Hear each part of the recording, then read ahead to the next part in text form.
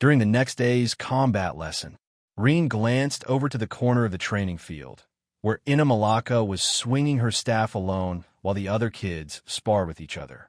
"Why'd you leave Malaka by herself?" he asked. Roan let out a breath. "I didn't. No one can match her right now, so the other kids are scared to challenge her." Rean chuckled. "So they're not just afraid of us anymore." "Ha ha ha. Pow!" Roan smacked the back of his head. "Quit talking crap and go." Rean rubbed his head. "Go where?" Roan gave him a look. "Isn't it obvious? Ina Malaka will be your opponent. You need proper sword practice." Rean frowned. "You're so lazy you can't even send me training moves directly through our link anymore?" Roan snorted. "You've barely spent a week practicing my death sword style. Ina's been using the staff for almost 3 weeks. Neither of you knew your weapons before, so she's perfect as a sparring partner. Trust me, that little girl's a monster. Now, stop whining and go." Rean sighed, but he'd already agreed not to complain about Roan's teaching methods. Their skill levels weren't even close, after all. Ina brightened the moment she saw someone heading her way. She loved using the staff and had been working hard. Rean picked up a wooden sword and took his stance. The spar started. At first, Rean didn't have much trouble holding his ground. But as exchanges went on, Ina quickly adapted. She had only ever practiced against Roan's staff or kids far weaker than Rean in technique. She wasn't used to fighting someone wielding a sword. Rean found himself genuinely enjoying it. Ina was still just a kid, but her potential was written all over her movements. Roan watched with a different eye. "As I thought," he mused. Back on Earth, Rean was an ordinary guy. Average talent, average learning speed. But looking at how fast he grew in the forest and here, that's clearly not true anymore. "I couldn't be sure before, since my own weapon skills are already at their current limit. But using him as a reference, it's obvious both our aptitudes are far beyond normal. It's not just our past memories. Our learning ability itself has changed." He was right. As Ina refined her staff techniques against Rean, Rean's swordsmanship also climbed rapidly to match her. Rean, of course, thought it was just Roan's good teaching. Well, Roan thought those two still have a very long road ahead before they can be called masters. In the end, Rean managed to beat Ina. She pouted, shoulders slumped. A child was still a child. No kid enjoyed losing, and at the moment, all she cared about was the result, not how much she had improved. Rean couldn't help but laugh. "Ha ha, you're already doing great, but it's still a bit early for you to beat me. I only used the same physical strength as you. If I'd fought you with my true energy-gathering realm strength, this would have ended in the first exchange." He wasn't trying to mock her. He could see her fighting spirit, and he wanted to stoke it, not crush it. As long as he kept his strength close to hers, she really was an excellent sparring partner. Roan walked over. "All right, Ina, keep practicing the movements I showed you. Your arms still can't handle long fights, so train them. And don't slack on your cultivation either. As for you, Rean, it's time for more sword training." Rean nodded and stepped into the training area with Roan. The fastest way to grow was still to fight Roan directly while sharing thoughts. The other kids immediately gathered around. To them, the twins were the strongest of their age group. What followed surprised none of them. Roan absolutely demolished Rean in sword combat. By the time they finished, Rean's whole body hurt. "Why you? Can't you hold back a little?" Rean groaned. Roan shrugged. "Sure, 1 week of desserts." Rean's face twitched. "Forget it." After class, they went home, then entered the Soul Gem dimension together. This time, they were here to check the 8 bones that cost 10 destiny points. 8 bones, 10 destiny points. "We accept," they said. Light surged through their bodies. More accurately, through their bones. Both of them collapsed, writhing in pain. In the body transformation realm's bones enhancement stage, the changes usually happened gradually. This time, everything was being overwritten at once. Rean and Roan twisted on the ground for a full 30 minutes before it finally stopped. Even then, they were too exhausted to move. "Holy shit," Rean gasped. "If I'd known it would hurt this much, I never would have bought this thing." Roan shook his head. "Stop spouting nonsense. Compared to what we gain, a bit of pain is nothing." It took another hour before they had enough strength to stand. When they did, both immediately felt it. Their bodies moved easier, lighter, stronger. "Incredible," Rean said. I'd say our physical strength went up at least 20%. Sister Orb, you said these 8 bones are basically the next level after the bones enhancement stage. Does that mean people outside can also cultivate something like this? Correct. However, compiling an 8 bones manual would require a large number of destiny points and level 3 authority. How many destiny points? Rean asked. 300. Isn't that way too expensive? There's an alternative option. Both of their eyes lit up. Increase brotherly affection level. They almost cursed out loud. They still clearly remembered how terrifying Sister Orb could be. Rean coughed. No need to spread that kind of technique. Let everyone rely on their own efforts. Rowan nodded firmly. Right. Self-improvement is important. Besides, they don't need to save the universe like we do. Only at times like this were the twins perfectly in sync. After spending a bit more time talking with Sister Orb, Rean and Rowan left the Soul Gem space. Since they were both free, they decided to focus on cultivation for a while. Even working together, they would still need time to reach the middle stage of the energy-gathering realm. Life was peaceful for the twins. Their days were split between training, cultivating, and helping with classes. For Yuri and his group in Estreg City, though, things were much busier. When Yuri arrived in the city with Urkel and the others, they went straight to the workshop. Their tribe owned an iron ore mine, so this time they had brought a sizable shipment of ore with them. For the next week, Urkel and his apprentices forged sword after sword. They didn't open the workshop for business right away. The plan was to stock up first, then approach the Zaffa Bank after they had something solid to show. For now, Yuri had only requested swords. Swords are the most commonly used weapon, and they needed a reliable profit line before branching out into anything else.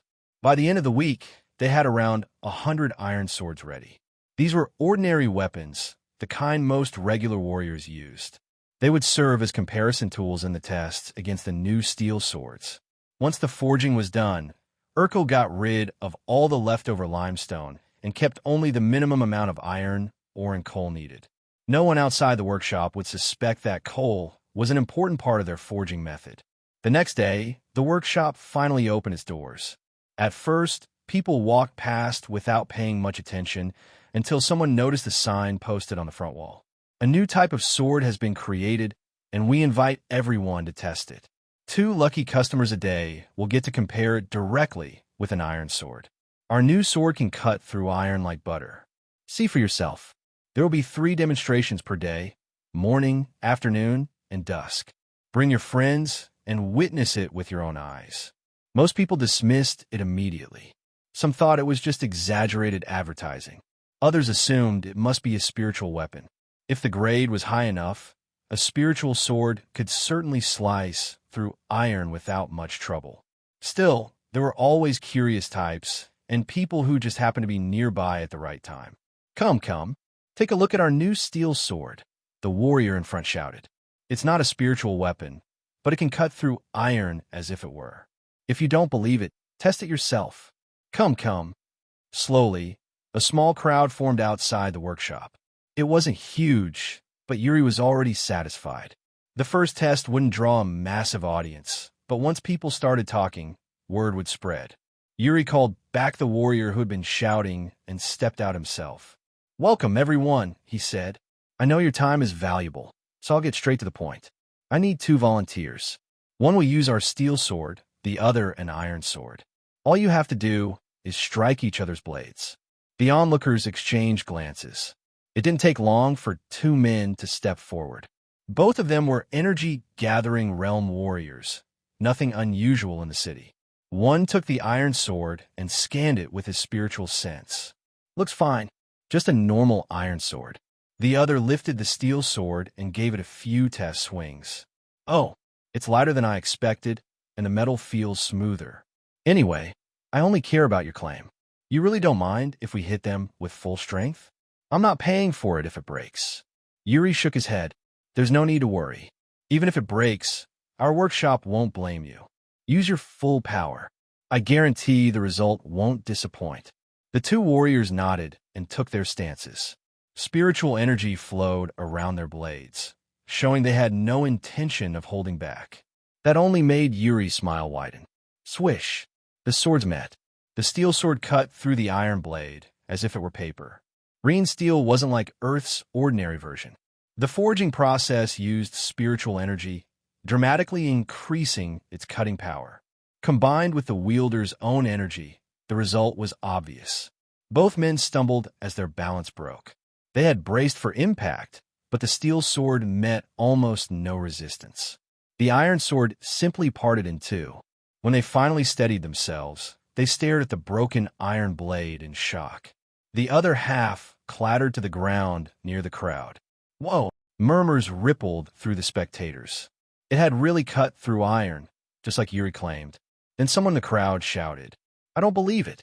How can a non-spiritual sword cut through iron that easily? There's got to be a trick." Many people nodded reflexively. As far as they knew, ordinary metal shouldn't be able to slice iron that cleanly. In their minds, only spiritual equipment could do something like that.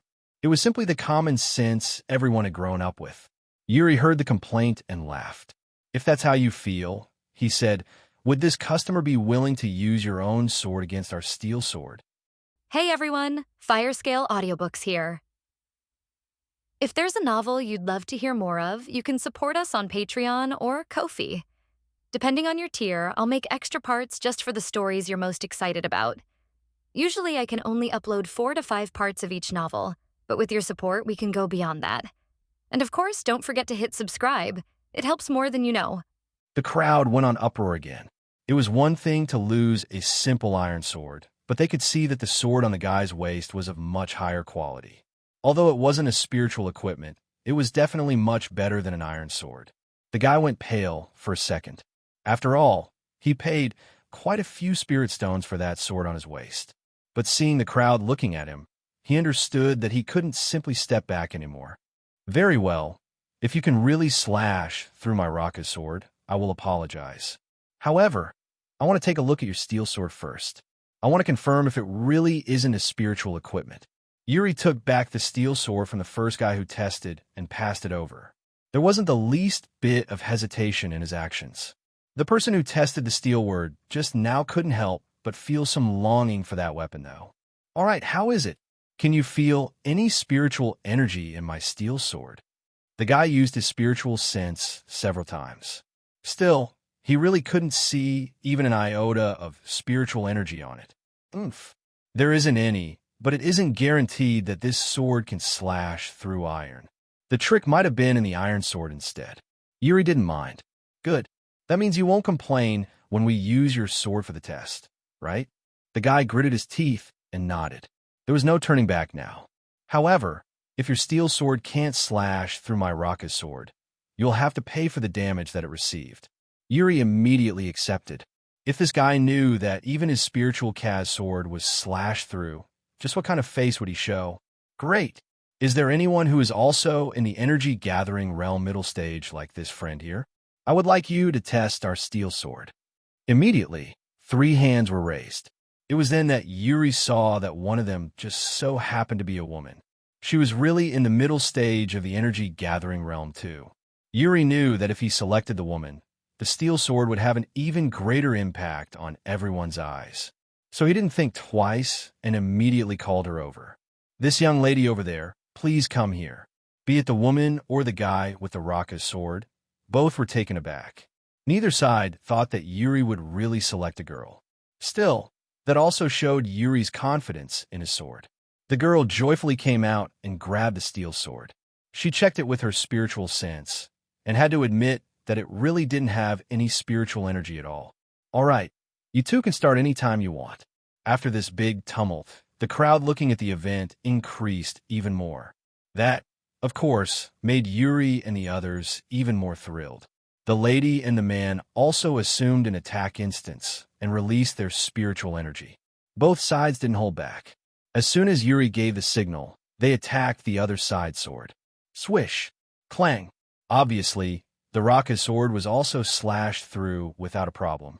Of course, due to its higher quality, the steel sword suffered some damage on its sides. However, it wasn't anything serious, and the steel sword could still be used without a problem. It only needed to be sharpened to eliminate the dent, and it would be good to go. As for the rocket sword, that was no more. When the guy saw the other half of his sword on the ground, he almost cried too. He had paid 70 spirit stones on that sword, after all. As for the crowd, they all cheered. It was really an excellent presentation, and the product seemed to be legit. There is no doubt that their steel sword name will spread soon enough. Thank you, everyone. This is it for this morning's test. This afternoon, we will make another demonstration. If you wish, please come to see it again. As for those interested in the steel sword, you can come inside and select one of the many previously prepared ones. For the people here at the moment, we will give a 10% discount. Of course, the majority of the people present were only here to watch the show. They didn't really want to buy the sword. Even those who had an interest, most wouldn't be able to afford such a thing. In the end, only 3 customers entered the workshop to take a look. Yuri wasn't disappointed, though. The real buyers are still oblivious to this event, but that won't be for long. The girl tried to give the steel sword back to Yuri, but he shook his head. Since this is the first time showing this sword to the world, I will make an exception. This young lady can have it. Just make sure to ask for a blacksmith to sharpen it again later. Ha ha ha. The girl was obviously ecstatic to hear that. Although she is in the middle stage of the energy gathering realm, she was far from being someone rich. It would be quite difficult for her to pay for such a good sword. Thank you, Senior. Yuri nodded and returned to the workshop. That morning, the Varan tribe's steel workshop sold 2 steel swords. Rean had talked with Yuri before, and they decided to set the price at 200 spirit stones. Although the steel sword was worth more than 300, that was also the price of spiritual equipment. In the end, people would still opt for the latter. There had to be some advantage in buying a standard sword, thus 200 spirit stones. Of course, those 2 customers only paid 180 each. One mustn't forget his promises. Yuri had declared that he would give a 10% discount to them, and so he did. When they left, Urkel, his 2 apprentices, and Yuri looked at the spirit stones bewildered. The total cost to make those 2 steel swords definitely didn't cost more than 1 spirit stone. But then 360 in a moment. If this wasn't a profit, then no one would be making a profit in this world of the city. Yuri nodded. Do you know which ones? Urkel then looked at the symbol on their attires before saying, the Sephiria clan, Waddle clan, and Garkin clan are between them. Those are the biggest blacksmith workshops in the city. I can also spot a few medium-sized ones and some that I don't know. But since the big 3 are here, it means that the information already started to spread. Those are probably just scouts. They shouldn't do anything in this morning test. However, the afternoon one will probably be very tumult. Yuri nodded and then stepped out to conduct the same test as always. When those scouts saw what the new steel sword, which wasn't a spiritual equipment, could do, their eyes opened wide. None of them wasted time and rushed back to their own workshops. The prowess of the steel sword was just too high. In the Sephiria clan workshop, the scout was reporting it to the chief blacksmith, Liam Sephiria. What? Are you making fun of me? How can a sword made of ordinary materials possibly cut through iron then easily? Master, I know it seems ridiculous, but I'm not lying. This is what really happened there. Their steel sword is as strong as a low-level spiritual sword, maybe even stronger. I, your disciple, would never dare to joke around with something like this. Liam narrowed his eyes while he looked at his disciple. But in the end, he snorted. That just means they know how to play a good trick. Still, it would be bad for business if others began to believe that such a thing is real. Liam then went back into his workshop and took out his sword. After seeing that, his disciple's eyes lit up. Master, are you planning to use this Terekiu sword to test their steel one? Isn't it a little too forceful? Liam just laughed. Aren't they saying that their steel sword is just as good as a spiritual equipment, but with ordinary materials? This Terekiu metal might be a little strong, but it is still not a spiritual one. If their sword is that good, then it shouldn't have a problem against this sword of mine. Ha ha ha. In the other workshops, similar events were playing. Some thought it to be a trick like Liam, others believed that it might be a business chance. Nevertheless, all of them took their own swords out. As long as it wasn't a spiritual equipment, it wouldn't be unfair. During the afternoon, there was an even bigger crowd around. Not only were there the blacksmith workshop representatives, but also a few stronger warriors at the late and peak stage of the energy gathering realm too. Rumors spread fast, so they got interested in this steel sword, which is cheaper and still has the same power as a spiritual equipment. Yuri stepped forward once more and started his show. He pretended that this was just a regular crowd and acted accordingly. Welcome, everyone. Most of you already know about our tests, so I asked 2 volunteers to test our new steel sword. Is there anyone willing to try? I am. Before anyone could talk, a powerful voice spread around the crowd. Urkel, who was watching from inside the workshop, immediately recognized the guy. Not only him, but the blacksmiths around noticed the man's identity straight away.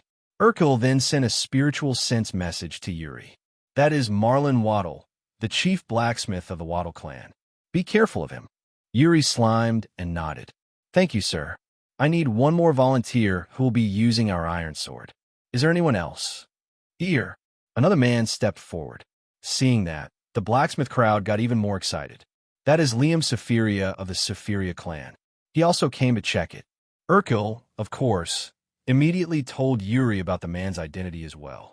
Yuri was surprised that their test would attract 2 chief blacksmiths at once.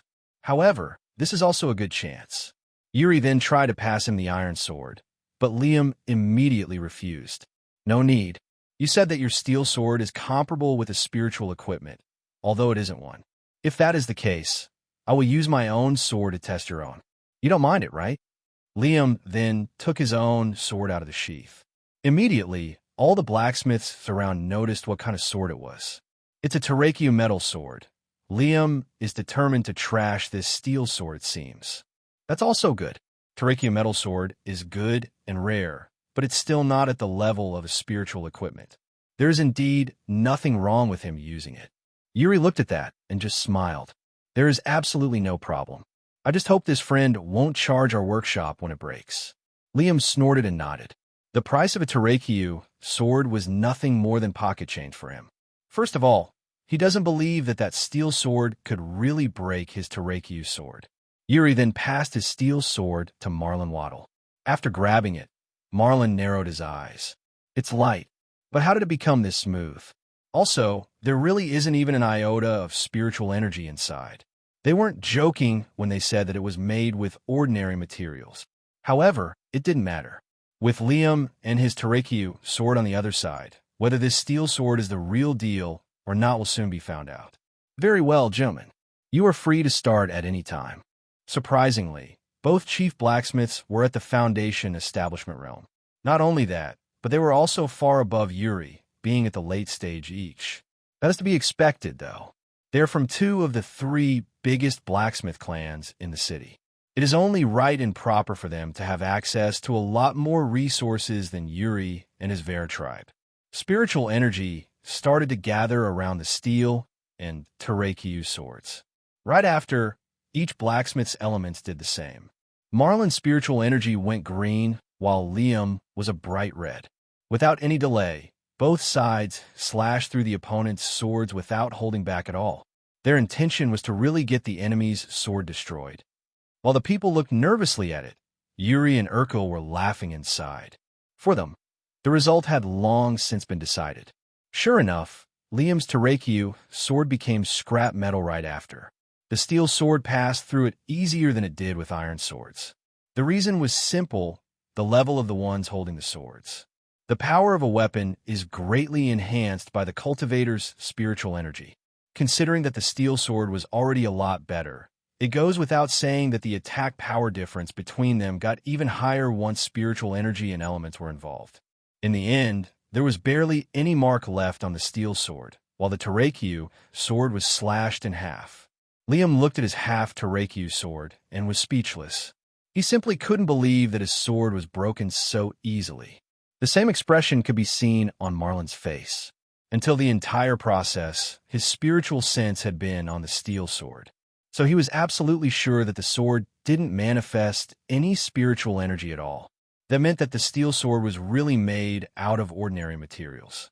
Taking a deep breath, Marlon looked at Yuri and passed the sword back. This is a fantastic sword. Yuri received it and nodded. Thank you for the compliment. Our workshop worked hard for several years to create this thing. It is the fruit of our blood and sweat. Obviously, this was a blatant lie. Unfortunately, even if Yuri tells the truth, no one would believe it to start with. What? It was a 5-year-old child who made it? What? Did he reincarnate? Who the hell would fall for that? Of course, Yuri would never tell them the truth to start with. He and Rean just thought about a random story, and that was all. It was not like someone could prove they were lying anyway. Wait, just as Yuri was about to return to the workshop, Liam came forward and asked, "Name your price. My Sephiria clan is willing to pay for the formula to create this metal." Hearing that, the Waddle and Garkin clans also stepped forward. "Friend, don't listen to him. Our Garkin clan can definitely offer you a much better deal." "Ha. Bullshit. This friend here, sell this formula to our Waddle clan. No one else will be able to satisfy you better than us." Immediately, the 3 chief blacksmiths began to argue with each other. They didn't even give space to the medium and small-sized workshops to step in. First of all, they wouldn't be able to offer more than them to start with. Suddenly, Yuri raised his hand. "Those friends should stop fighting. There is no meaning in doing that anyway. Our workshop has no intention of selling the formula to create the steel sword to start with." All 3 looked at him baffled. "Do you think that such a small workshop like yours will be able to keep it a secret? Sooner or later, the formula will be stolen. This thing is a gold. No, it's a spirit stone's mine. If you don't sell it, you will definitely end up with nothing." Yuri smiled after hearing that. "There is no need for these friends to be worried. I brought a lot of my tribe warriors to help protect our workshop. We should be fine for the time being." The 3 looked at the warriors that Yuri talked about. But after checking their cultivations with their spiritual sense, they thought that this guy was joking. "You want to protect it with a bunch of energy-gathering realm ants." Yuri didn't mind the comment and just laughed. "It is okay. I'm also a Foundation establishment cultivator. Also, as long as we are inside the city, the laws will protect us." This guy is an idiot. That was the first thought that popped in the 3 chief blacksmiths. They tried to convince Yuri several more times, but it was to no avail. Yuri was adamant about keeping the formula for his steel metal to himself. In the end, they could only give up and think another way to put their hands on the method to create it. Marlon Waddle looked at the steel sword on Yuri's hand and requested, "Since that is the case, I want 5 steel swords. Please prepare them for me." Yuri's eyes lit up after hearing that. "Sure thing. Please come with me to our workshop and select the ones you like." The Sephiria and Garkin clans immediately noticed what Marlon wanted to do. They followed, quickly buying another 5 steel swords each as well. They weren't the only ones, though. The medium and small-sized blacksmith workshops also bought at least 1 steel sword each. Simply put, they wanted to study these swords to see if they could understand the process to make the steel metal. Yuri and the troop were obviously ecstatic. In this single day, they sold 53 steel swords, which meant 6,600 spirit stones. Even the entire tribe working together would have a hard time to make this amount in a month. Of course, that was because they got the eyes of the blacksmith workshops. After this, the sellings would go down again for a time. On the 5th day after the opening, the Varen workshop had finally sold its 100th sword. The business was booming, but at the same time, things were going bad for the other workshops. So far, no one was able to discover the process used to make steel swords. In the Garkan clan workshop, Omerio Garkan, the clan head, was in a rage. Even the chief blacksmith, June Garkan, couldn't understand how the steel was created at all. "What do you mean you can't find how it was forged? Just cut it in half, see what is inside, do whatever. Or are you telling me that they found a new type of, or—" June shook his head. "I can't say. I have never heard about this type of metal before, let alone seen it. Even to cut it in half was as difficult as splitting a spiritual sword. Depending on the material, even harder. Still, it wasn't as I imagined it would be. There were no other metals inside. At first, I thought that some strong metal was hidden under the surface. But I was wrong. The entire sword was forged with the exact same type of metal." Omerio couldn't accept this. "Is there really no way to find how it was made without seeing it being forged?" June nodded. "At least, not one that our blacksmith shop knows.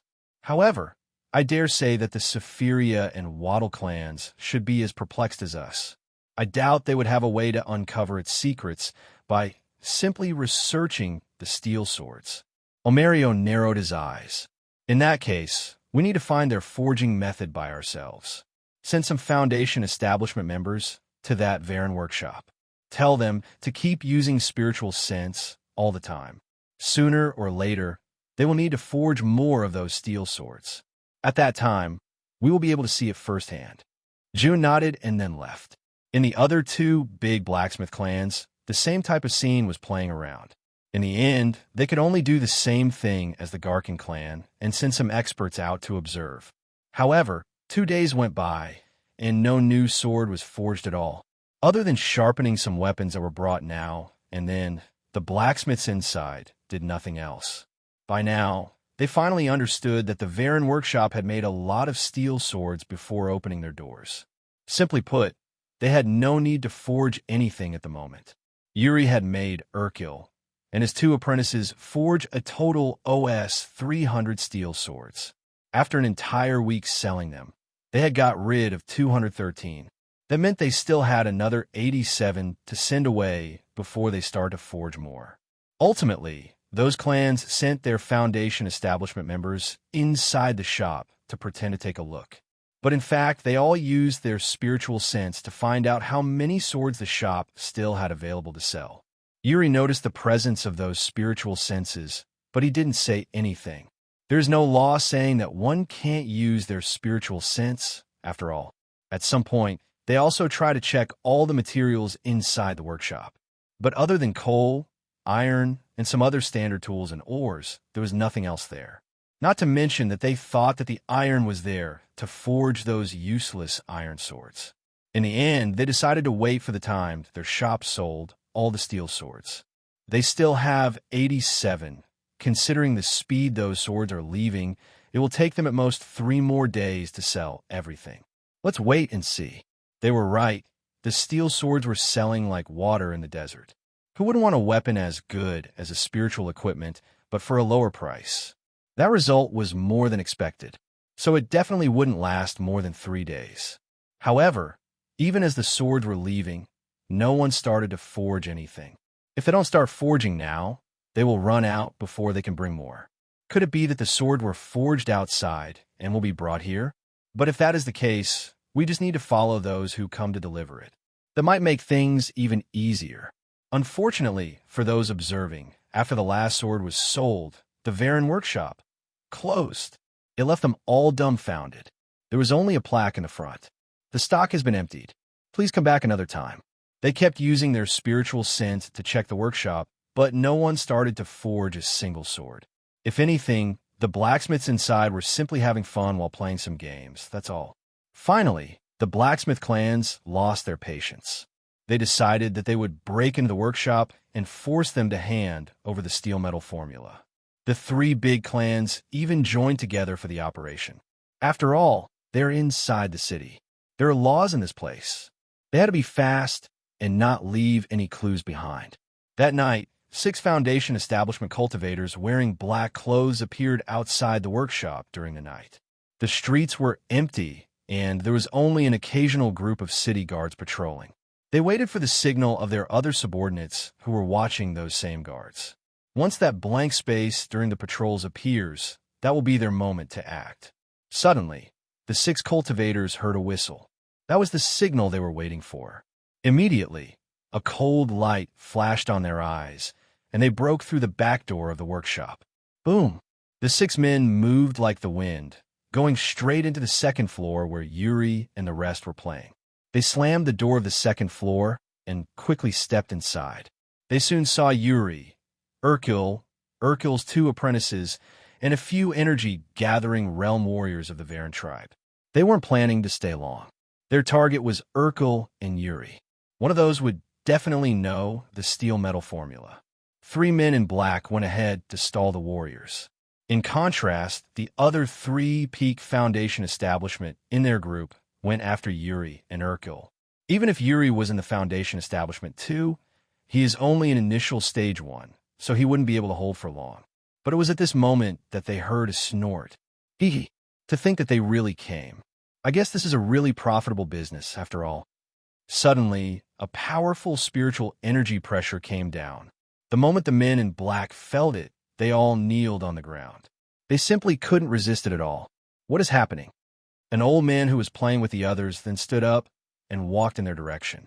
Every step he made, the pressure increased. Finally, the men in black couldn't even stay on their knees anymore and lay down flat on the ground. One could also hear the crack of their bones. Who are you? By now, the men in black already understood that this was all a trap. This workshop had long since been waiting for them. That old man Cultivation was obviously much higher than themselves, too. But why would such an expert appear in this place? If this workshop had such a background, why would it wait until this moment to show it? Yuri then stepped forward and bowed to that expert. Senior Flaw, thank you for your help. As you can see, even the blacksmith clans of the city want our formula, so I can guarantee that our partnership with your Zaffa Bank will be profitable for both of us. Zaffa Bank. When the men in black heard this name, they immediately shivered. The Zaffa Bank is a titan in their empire. It is so big that even the cultivator sects won't mess with them easily. They really didn't expect that the Zaffa Bank would step forward to make a partnership with such a small workshop like this one. Haha, don't worry. When I saw the results of your steel metal, I knew that it would become a great business in the future. Our Zaffa Bank has made partnerships with new inventors all over the empire and even other countries. All we care about is one thing. Can it make a profit or not? Your steel is definitely capable of such a thing. Falel then looked at Yuri and made a question. Have you applied to the Bureau of Development already? Yuri nodded. Yes. Thanks to the Zaffa Bank support, they accepted our request. The steel metal is now the sole property of our Varen workshop. If any other blacksmith workshop in the Empire decides to make it, they will need to ask our permission first. Falel nodded, satisfied. The men in black grimaced. From the very start, they had no fate with the steel metal. Now then, what should I do with these ants? Oh well, I will leave it to the city guards. If I kill them here, it will be annoying to clean the floor later. The city guards were quickly called over, and the men in black were taken away. It was also for the interest of the Varen tribe to not have them killed. After all, it would only generate more hatred against their senders. The blacksmith clans will need to lose a layer of skin before taking them out, though. Back inside the Varen workshop, Falel sat on beside the table again. Tomorrow, the array's master will arrive. He will set up a spiritual sense concealing array around your workshop, so you don't need to be afraid of being robbed of your formula anymore. Anyway, even if they stole it, with your request being accepted by the Development Bureau, they wouldn't be able to sell. So it would be useless anyway. Unless, of course, they move out of the Empire, but that is not your or our problems. Yuri nodded and sat down as well. Anyway, who was the next one? Quickly make your move. Everyone in the Varen workshop kept playing and drinking happily until the dawn of the next day. However, things were not so calm for the blacksmith clans. The clan leaders had joined hands to get the steel metal formula, but all their subordinates had been captured. The city guards already came to their door, and now they must offer an explanation. It wasn't after an entire day of questions and a considerable amount of spirit stones that they left the city guards building behind. Following each of the clan leaders were 6 Foundation establishment experts. Those were the ones who participated in the last night operations. Damn it, that Yuri was obviously playing dumb. No wonder he didn't sell the steel metal formula. With the Zaffa back as their backer, there's really no need for him to be afraid. Ragan waddled just sighed. If the Zaffa Bank is involved, then there is no doubt that the Bureau of Development already accepted their ownership of the steel metal as well. Even if we acquire the formula, we won't be able to sell it. It's a waste of time. I don't know about you, but I'm stepping out. This time, the Zaffa Bank let us off the hook, but they can totally squash my clan if they wish to. Farewell, friends. The other 2 clan leaders looked at each other and shook their heads. In the end, neither of them could afford to offend the Zaffa clan either. They quickly went on their own directions, putting an end to their desires. The next morning, the array's master that Falel mentioned arrived. He was under the Zaffa Bank's orders, so he didn't waste time and made sure to do a perfect job. In just a single day, a spiritual sense co-sealing formation was raised around the workshop. That being said, Urkel and the others immediately gathered more materials and started to forge again. This time, they also forged other weapons to increase the variety. Swords, sabers, shields, you name it. They also began to accept orders for specific types.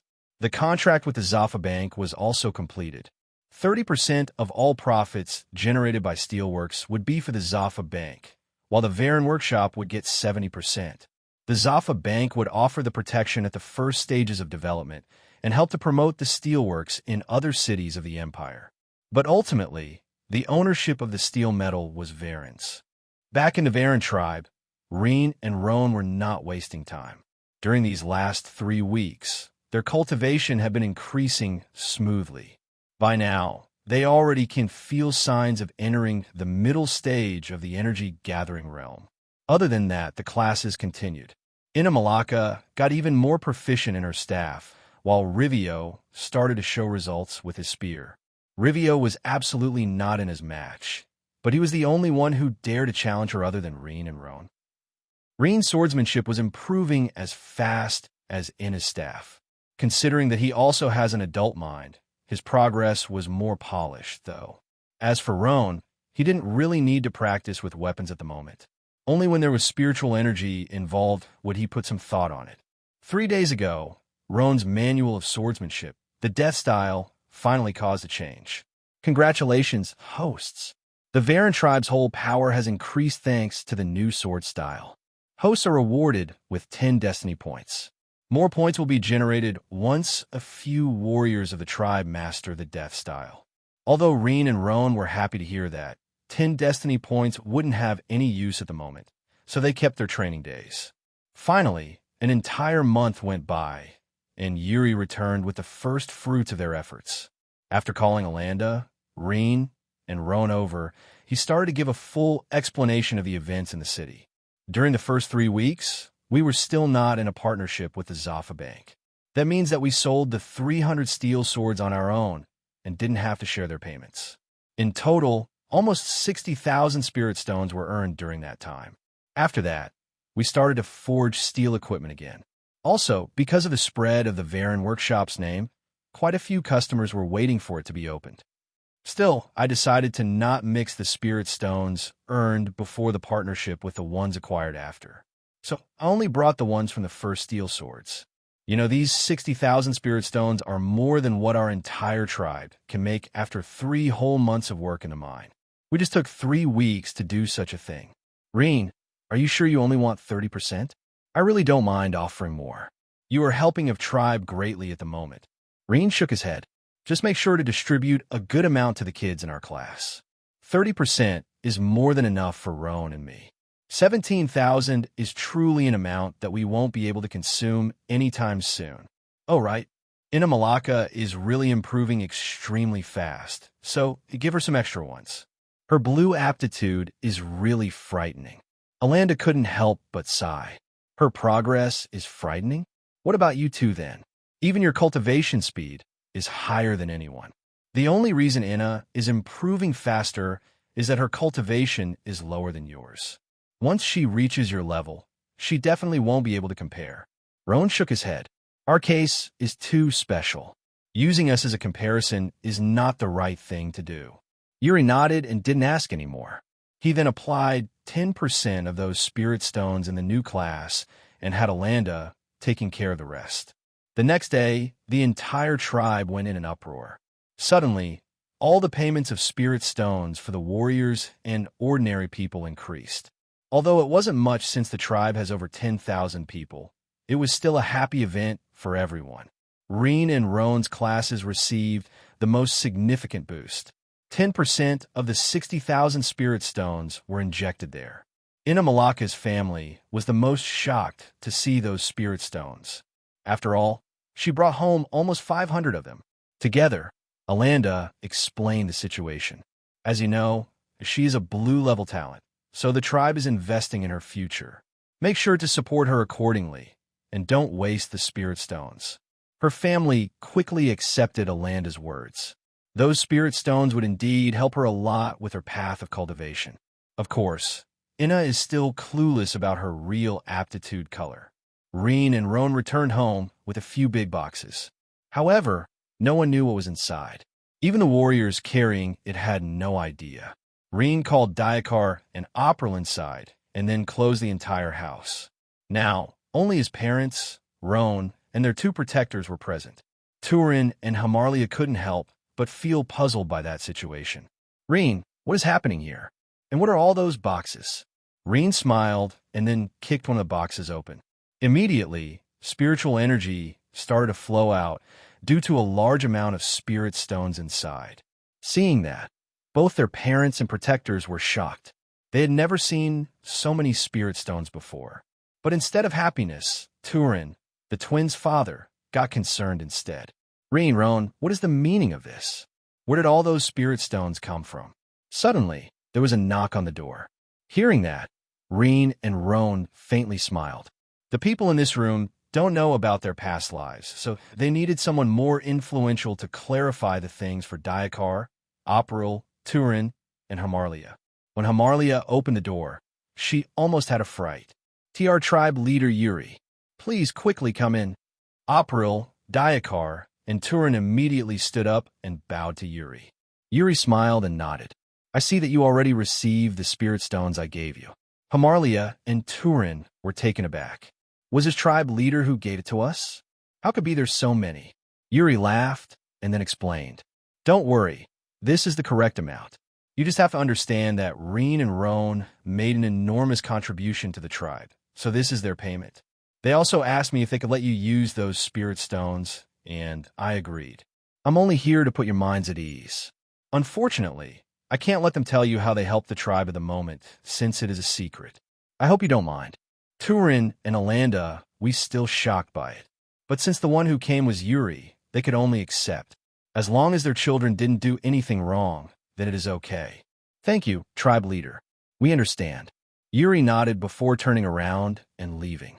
Hamarlia, Turin, Diakar, and April looked at the twins and didn't know what to say. Rean, on the other hand, just laughed. Father, mother, there is no need to worry too much. Tribe leader already confirmed that there is no problem, so go ahead and use the spirit stones. Diakar and April are free to use it too. As our protectors, you need to get strong as well. In the end, they could only nod. With all those spirit stones available, Rean and Roan had no more obstacles in cultivation. It could be said that the greatest barrier for cultivators in the tribes is really the lack of spiritual energy. Even Yuri and Alanda couldn't use that many spirit stones, or else their reserves would dry out. With this restriction lifted, Rean and Roan's cultivation speed exploded. In just 1 month, they entered the middle stage of the energy-gathering realm. Rean convinced his father to stop working, so both their parents were basically spending their time cultivating now. Of course, both Turin and Hamarlia only have a simple gray color aptitude, the lowest one. Even with unlimited spirit stones, their cultivation couldn't compare with the April and Diakar, let alone Rean and Roan. The twins used at least 100 spirit stones per day, which others would think unbelievable. In fact, they could use even more. But Sister Orb warned the two. If the cultivation is too fast, it will not be possible to consolidate a proper foundation. You two need to give your bodies and souls time to adapt to the changes in your dantions. So make sure not to use more than 100 spirit stones per day. Sister Orb existed to help them achieve the level necessary to reconnect the two halves of the universe. Obviously, she wouldn't permit their cultivation to go astray. During the time that Rean and Roan weren't using spirit stones, they would practice other things. Basically, Roan would be teaching Rean, Inna, and Rivio how to use their weapons. Other times Roan would train by himself, while using spiritual energy in his attacks. Only later did Rean find out that Roan was creating his own skills as well.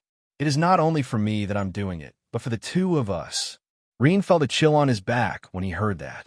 That's creepy, please don't say that. Roan's mouth twitched. Fuck you. Do you really think I would do that willing? If you're weak and die, I will probably die too. So I have no other choice other than make you strong as well. Idiot. I want nothing more than cut your head right now, but I'm doing my best to hold back. Besides, you're the one who got us the spirit stones, so it can also be considered a payment. Rean let out a sigh of relief.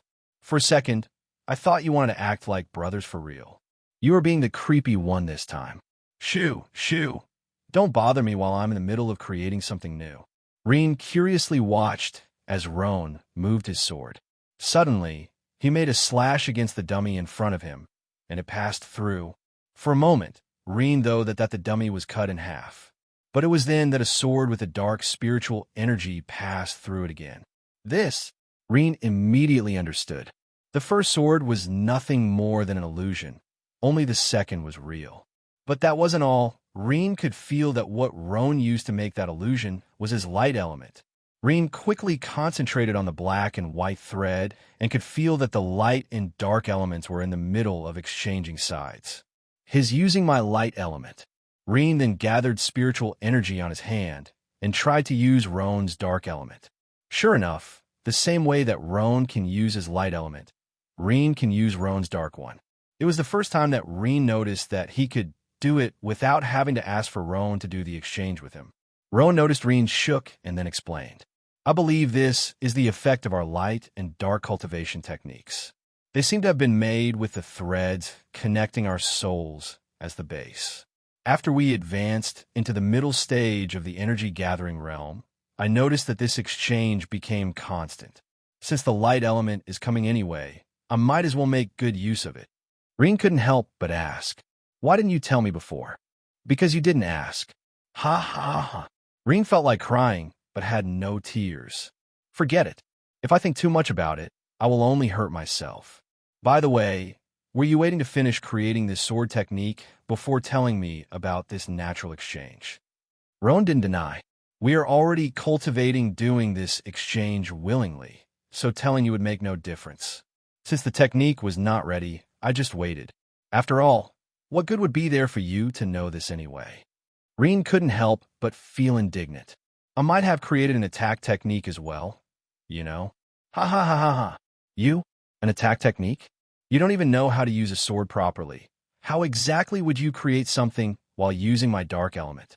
First of all, have you created any light-based one? Any at all?" Rean sulked but couldn't answer. That was right. Other than practice the sword like Roan told him in Cultivation, he really hadn't tried to do anything else, let alone tried to create a technique using his light element. Roan, of course, laughed even more at his silence. "Ha ha, you are really an idiot. Weapons and attack techniques are my fields. Since I'm already this way, why would you try to copy me and create something similar? Just leave it to me. Your domain should be somewhere else, especially for a light element user like you, don't you think?" Rean was taken aback by those words. Indeed, compared to Roan, Rean wasn't a good fighter. Although he is much better and learns much faster than the majority, he had to admit that it is a waste of time trying to beat Roan in that field. Rean understood that Roan was giving him a hint, and a very obvious one at that. You are right, Roan. I'll leave those attacking techniques up to you. Just teach me them for free another time." Yeah. Shoo, go away already." With a smile on his face, Rean quickly left Roan alone. Roan just chuckled, though. "I'm being too nice for my own good." 3 years passed in a flash. Now Rean, Roan, and the kids from their classes are already 8 years old. With the Nari tribe's alliance, and to protect their tribe in Zafa Bank behind their workshop, the tribe as a whole had been having a peaceful life. Yuri also made sure to strengthen the relationship with the nearby tribes, making them understand that their tribe has no intention of becoming some tyrannical power that will get tributes from them. During these last 3 years, the Varen workshop in the city also increased in size, but not to the point where they would become a threat to big blacksmith clans. They only forged a specific number of steel weapons per month. Once they were done with it, no new equipment would come out until the next one. Yuri's plan was very simple. He doesn't want to catch too much attention. Their Varen tribe is just too weak at the moment.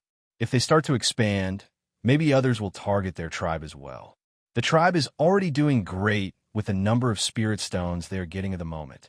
Once their tribe gets stronger, only then will Yuri think about increasing their steelworks business.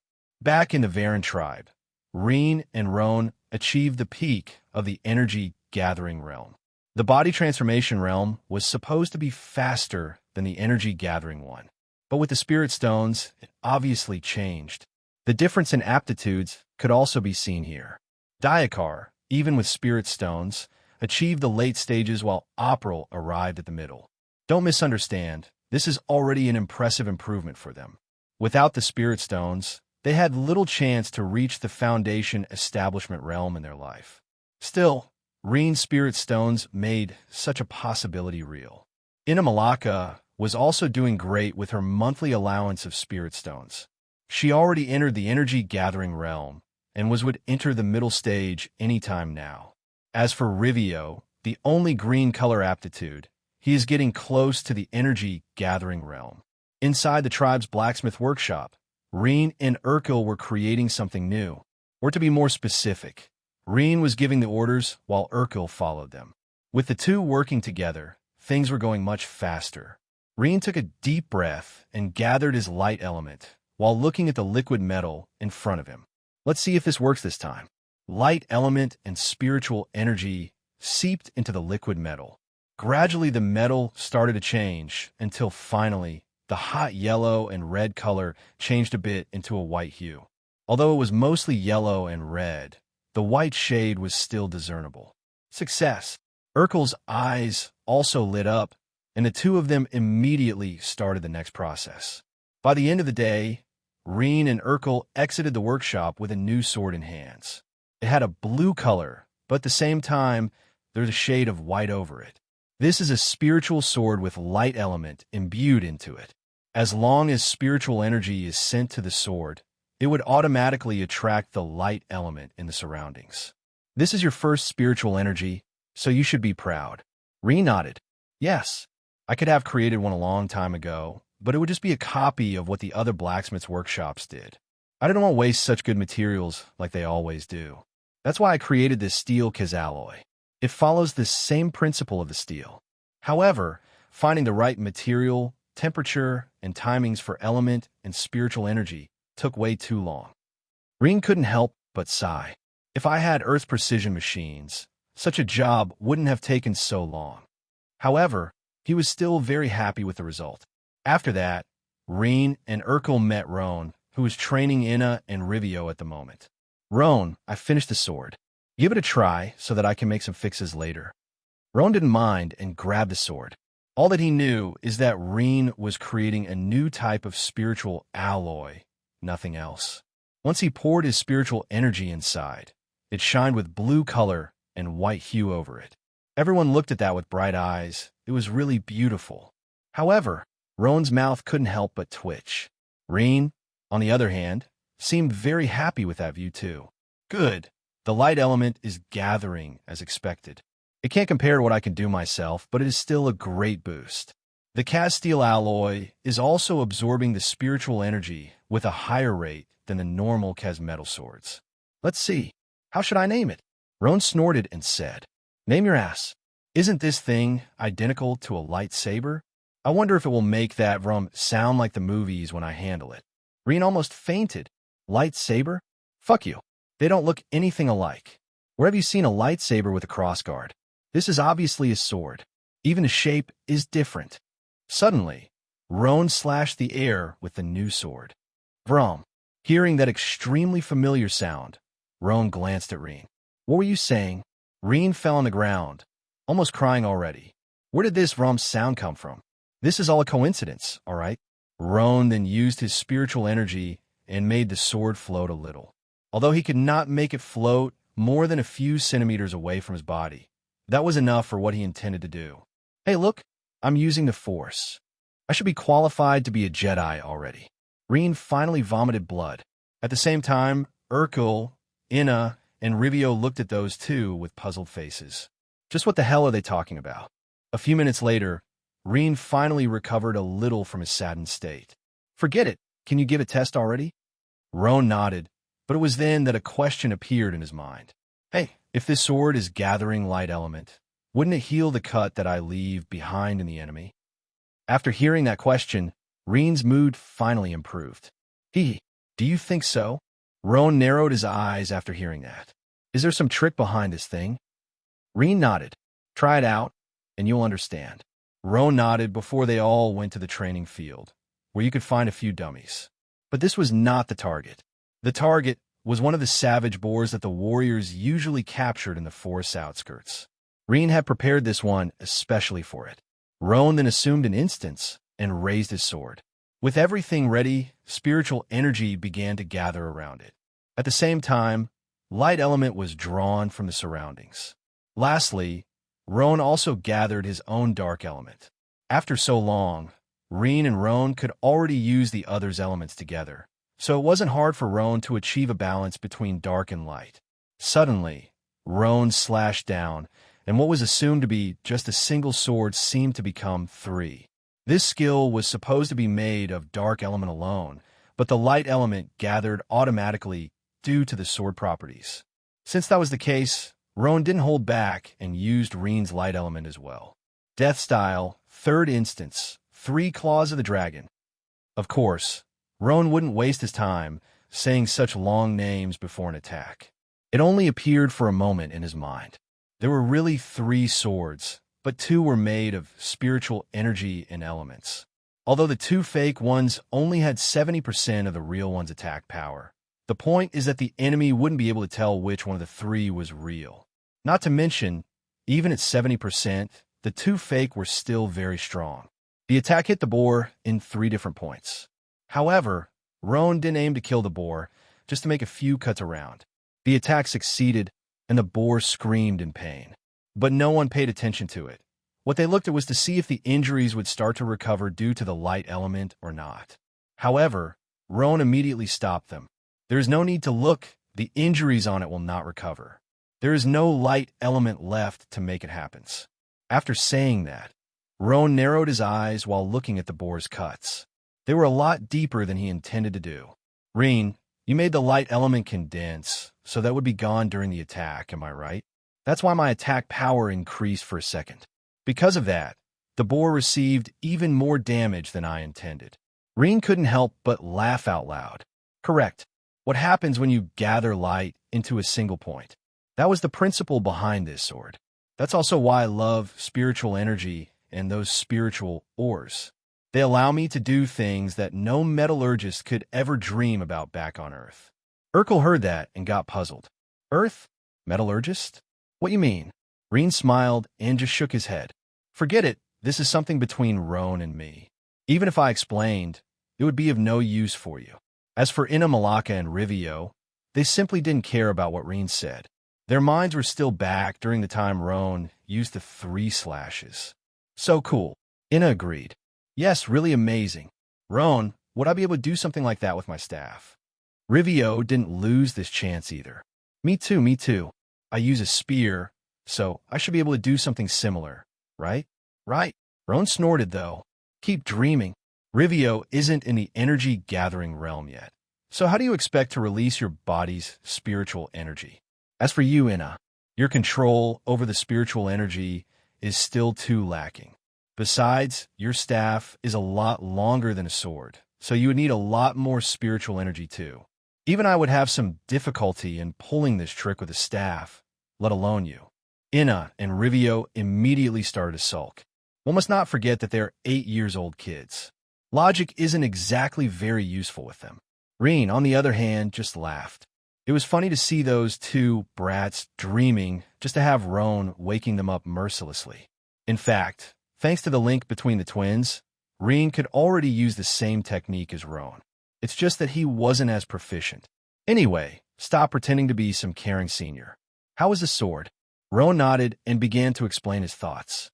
He took it very seriously, and so did Rean.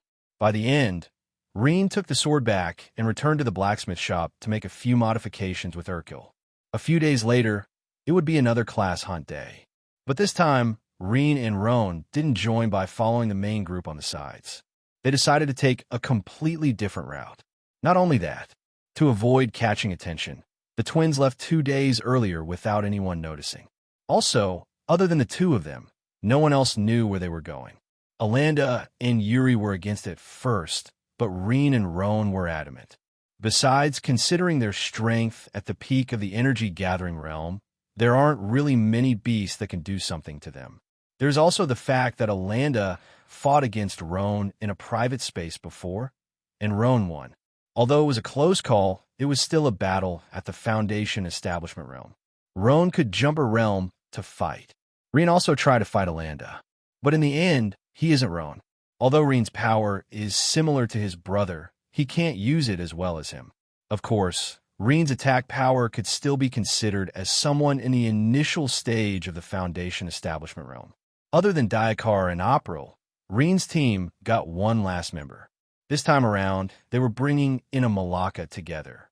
This girl was already too far from the other kids, so her progress would only be delayed with the other group. Malaka, of course, was as happy as she could be. After all, rarely had Rean and Roan allowed her to follow them. Just like that, this team of 5 entered the opposite demon beast forest. Diakar and April still didn't know exactly where they were going. They asked Rean and Roan, but neither one of them answered. Still, once they got far enough from the tribe, Diakar finally decided to ask it again. It shouldn't be a problem to tell where we are going this time, right? Rean looked at him before looking behind. They were indeed quite far from the tribe, so it shouldn't be a problem now. We're going to Jiran Forest instead. Diakar and April were taken aback. Why would we go there? The Jiran Forest was much further away compared to the one their tribe usually used to hunt. Not only that, but higher-level demon beasts could be easily found there too. Typically, only those at the Foundation establishment would train in that place, but they have none. Diakar is in the late stage of the energy-gathering realm, while April in the middle stage, so they were obviously worried about this decision. Seeing that, Rean laughed out loud. Ha ha ha, open a box as I prepared. Diakar and April looked at that box they had been carrying until now. Rean asked them to bring it over, but not open in the tribe, so they had been curious about it. They did as Rean said and opened it. Before them, 4 swords appeared, and they were all the same. Diakar and April only had to look once to understand that those swords were all spiritual equipments. Roan didn't ask and immediately grabbed one. Those are precisely the same as the one Rean had him test a few days ago. Steel-cast swords capable of gathering light element from the surroundings. Roan then handled it a bit and used some spiritual energy as well. It seems like you fixed the parts one told you. Rean nodded. Of course. Who do you think I am? I even made more FO them. They are the pinnacle of the spiritual swords. Well, as far as the low-level spiritual equipments are concerned, that is, Diakar and April eyes shined, and they immediately took one each. After putting spiritual energy inside and handling them, they could totally tell just how good they are. Are they for us? Rean nodded. You have been serving the 2 of us for so long already, so this is a little gift. Since I was already making one, I might as well make 6. 6? Rean nodded. I pass one to Alanda and Yuri each. Considering the level of spiritual equipments that I've seen so far, these swords should be much better. They should be able to fight those a stage higher than them without any issues and have the advantage.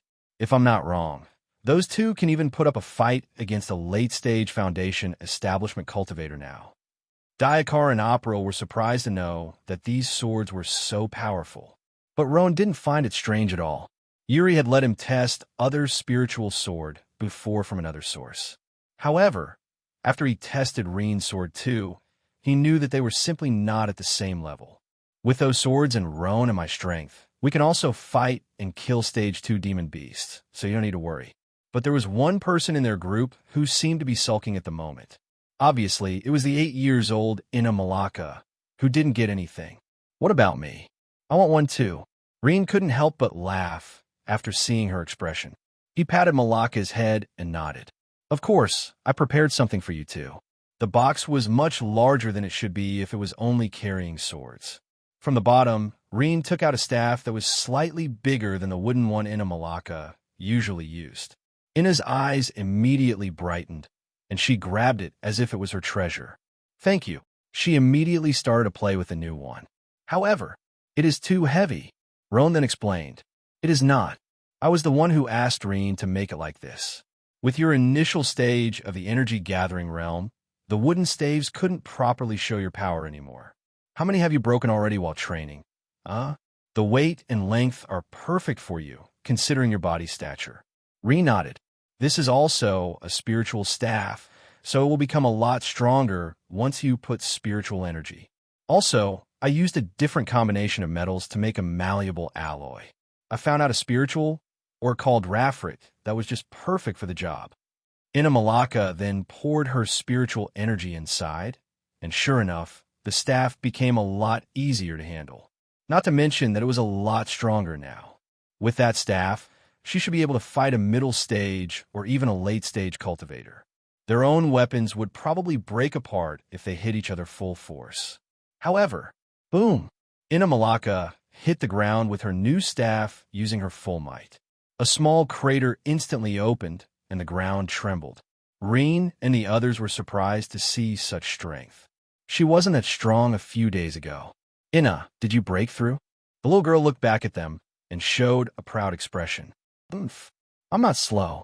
I reached the middle stage of the energy-gathering realm yesterday. Rean and Ro nodded.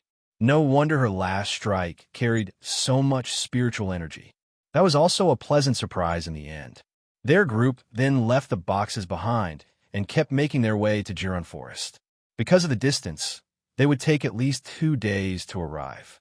Diakar and April aren't as strong as Rean and Roan anymore, but they were still adults, so that prevented a lot of problems.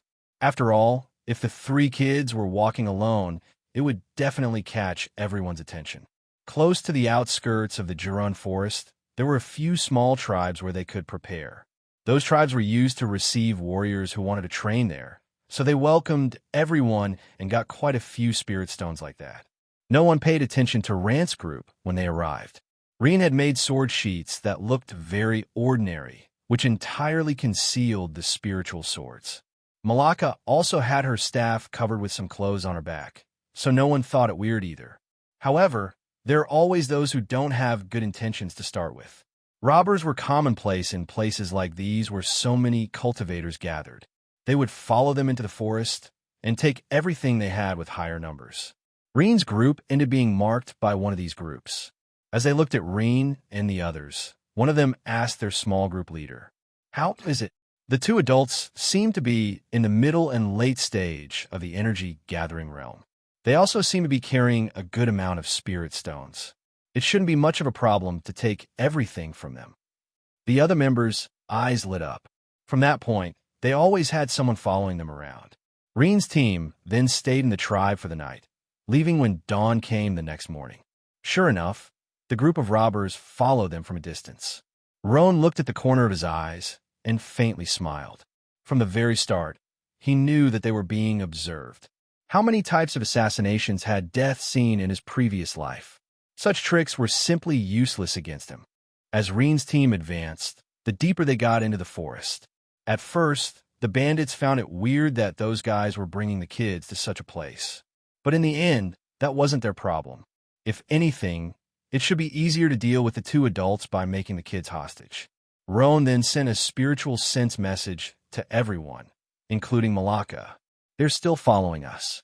They will probably target us because they think we are weak. Don't forget, you should not hold back. They want to rob your staff, so give them a good beating. Showed an angry expression. She had just got that staff from Rean a few days ago, so how could she let someone steal it from here? Rean, Diakar, and April also had their guards high. Still, they pretended to not know anything and kept walking forward. Suddenly, they found a stage 1 demon beast. Seeing their group, it didn't waste time and immediately attacked. Roan faintly smiled, though. "It's here." Diakar went forward to block the beast, while April stayed with Rean and the others. Roan was very clear about his plan. Once they found a demon beast, Diakar would step forward to deal with it. Seeing the protection around the kids getting smaller, the bandits would probably take this chance. Sure enough, as soon as Diakar started to fight the demon beast in front, the bandits rushed out of their hiding places and attacked Rean and his group. "Rean, there are 6 of them. 3 of them are going to April while there is 1 for me, you, and Malaka. Let's get rid of the 2 in front of us straight away." Rean nodded. Malaka took her staff out of the clothes and got ready too. The bandits' fatal mistake was to think that the kids weren't anything to be concerned about. They were utterly looking down on them. Rean and Roan raised their sword at the same time. Spiritual energy started to gather on them, and light element was drawn from the surroundings. The 2 also exchanged dark and light element through the connection, and their hairs once again changed color. The two bandits moving against Rean and Roan were taken aback. It was evident that those two were in the energy-gathering realm, just like them. However, because the two were still kids, they didn't back up. The only difference is that they changed their plan. At first, they intended to capture Rean and Roan, but with the strength that they were showing, such a thing would be too risky. That being said, they also attacked to kill. The twins smiled. Just as the two reached each other, they struck. Death style, third form, 3 claws of the dragon. Dark and light element came slashing down, a total of 3 swords against each of the bandits. The enemies couldn't tell which was real or fake. They tried to defend, but their own weapons could only block one of the swords. Rean's opponent was lucky and tried to block the real one. However, it was meaningless. A slash came from the flank, and another aimed at his head. As for the real sword that was about to be blocked, it passed slash through the bandit's weapon as if it was made of paper. In a moment, Rean's opponent's head was pierced through, his waist was almost slashed in half, and the real sword cut through the opponent's heart. Roan's opponent became an even more gruesome view. The guy was literally cut in 3 parts together with his weapon. Roan didn't show any mercy at all. Rean and Roan's opponents died as fast as they arrived. It couldn't be helped, though.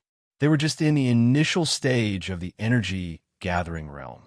Even without the spiritual swords, the results would still be the same. Boom! Shatter!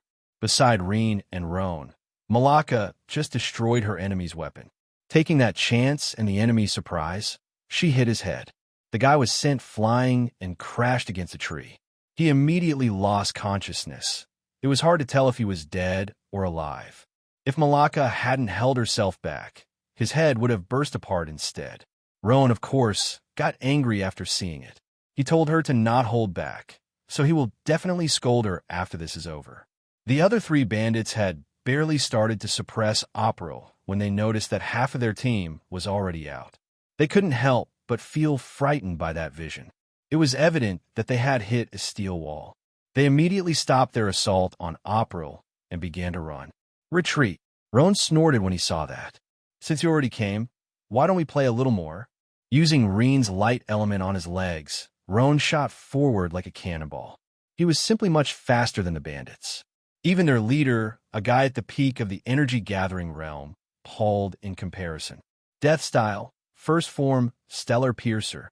Using his speed, Roan thrust his sword forward 3 times. Spiritual energy with dark and light elements shot forward as if they were arrows. 2 of them pierced right through the 2 weaker bandits' hearts, killing them on the spot. Only the leader managed to barely turn his body and parry the sword energy, making it hit his left shoulder instead. The pressure of the stellar piercer made him stumble. He fell on the ground and rolled for quite a few meters too. Just as he was about to get up, a sword appeared on his throat. Cold sweat appeared on his head, and he didn't dare to move. Right in front of him, Roan showed a disdainful smile. It was evident that his group didn't have a chance against them from the very start. Rean, April, Malaka, and Dayakar quickly arrived as well, completely surrounding this guy. Dayakar already got rid of the demon beast. It was only a stage 1. Not to mention that he now had a spiritual sword, so it was an easy job. Now then, how should we deal with you? I can give you everything I have with me. In the bandit leader's eyes, Roan wasn't a kid anymore, but a demon instead. Well, he isn't far from the truth. Roan just snorted after hearing that, though. If I want what you have, I could simply kill you here and take it from your body. At least, I will take the things from your friends' bodies for sure. Roan then looked at Malaka. Come here. Malaka got close while looked at the bandit. After that, Roan pointed at the bandit's head and spoke. I want you to use your staff to break his head. Inna was taken aback, and so was Rean and the others. However, Roan continued to talk. You had the chance to kill your enemy, but you held yourself back. Now, Hein's unconscious there under that tree. To make up for it, you will kill this one. Dayakar, try to intervene. Roan, this is a little. Shut up. Roan stopped him from continuing. What would have happened if we lost? We would all be dead. When the bandits noticed that we were not just kids, they changed their instance and attacked to kill. Fortunately, we are a lot stronger than them, so things ended well. However, What would happen if Malaka's opponent had similar strength to her? One was going for the kill, while the other is trying not to. I don't need to tell you what the results would be, do I? Diakar and Opral sighed. As hard as it was to admit, they knew that Roan was right. Showing kindness in a situation like that will not only bring your death, but the death of your companions too. Malaka looked nervous at the bandit in front of her. If you don't do that, we're going back to the tribe straight away. After today, there will be no need for you to follow us anymore, either. Remember, I'm doing it for your own good. The bandit knew that the moment he moved a single muscle, Roan's sword would cut through his throat, so he would be dead even faster. In the end, he could only look as Malaka raised her staff. However, everyone could see how her hands were trembling. She is an 8-year-old kid and a girl at that, so she obviously had difficulty doing it. One could even see the tears accumulating under her eyes. Of course, Roan didn't care one bit. Suddenly, someone was hit, but it wasn't the bandit. Instead, it was Rean who slapped the back of Roan's head. Stop your bullshit. Forcing Malaka to do such a thing will only create trauma for her. Roan looked at Rean as if he wanted to eat him alive. Bullshit your ass. So what if she comes across a similar situation again? Worse than that, what if her enemy has the same combat power, or is even stronger? She'll be only courting death. Rean chuckled. No one wants to court you. Roan almost vomited blood after hearing that. Who said that I want to be courted? Rean then held in his hands and lowered her staff. While he patted her head, Rean spoke. When the time comes, she will know what to do. You need to have a little more confidence in your friends. Besides, Malaka is too young. There is no need for her to learn such things now. Give her some extra time. Diakar and Opral looked at each other. Aren't the two of you at the same age as her? Of course, they didn't say that loud. Roan's expression was dark. Nevertheless, Rean didn't care one bit. He doesn't even like Roan to start with, so why would he care about how he feels? In the end, seeing Malaka's tears and Rean's adamant stance, Roan finally gave up. Tsh, bam! With a kick, Roan sent that bandit leader flying. Count yourself lucky. You better not let me see you again. Also, take that dead weight under the tree with you. The bandit leader had just fallen close to his companion, who was still alive. He obviously didn't ask anything and immediately grabbed the guy before running away. He couldn't even care about the injury in his shoulder anymore. Roan then looked at Rean and added, Well, since that is the case, let's hope you are right. Rean laughed before commenting. You took it better than I thought. Roan just shrugged his shoulders and spreading his arms. I simply don't care. If something happens later, it won't be my fault, so that is fine. Rean nodded, and just as he turned around, bam! He was sent flying by a kick, just like the bandit leader did. Yo, you, didn't you say that you didn't care? Roan confirmed Rean's words. And I don't, but it doesn't change the fact that you slapped the back of my head. This is retribution. Malaka couldn't help but laugh, seeing that. Even her sadness was swept as quick as it came. In fact, Diakar and Opera were holding back to not laugh as well. Rean got a few cuts because of the kick, but he quickly healed with his light element. Ignoring Rean, Roan looked at Malaka before saying, During your fight, I noticed that your spiritual energy was in disarray. That is a sign of a shaky foundation. If you continue cultivating this fast, your foundation will get damaged in the future. Roan then pointed at her dantian and continued. From now, you are forbidden from cultivating. You will spend time training and getting used to your power. I don't want to hear that you had a breakthrough for the next year, at the very least, understood? Malaka, of course, immediately sulked. I don't wanna. If I wait 1 year, I will never catch up with you two.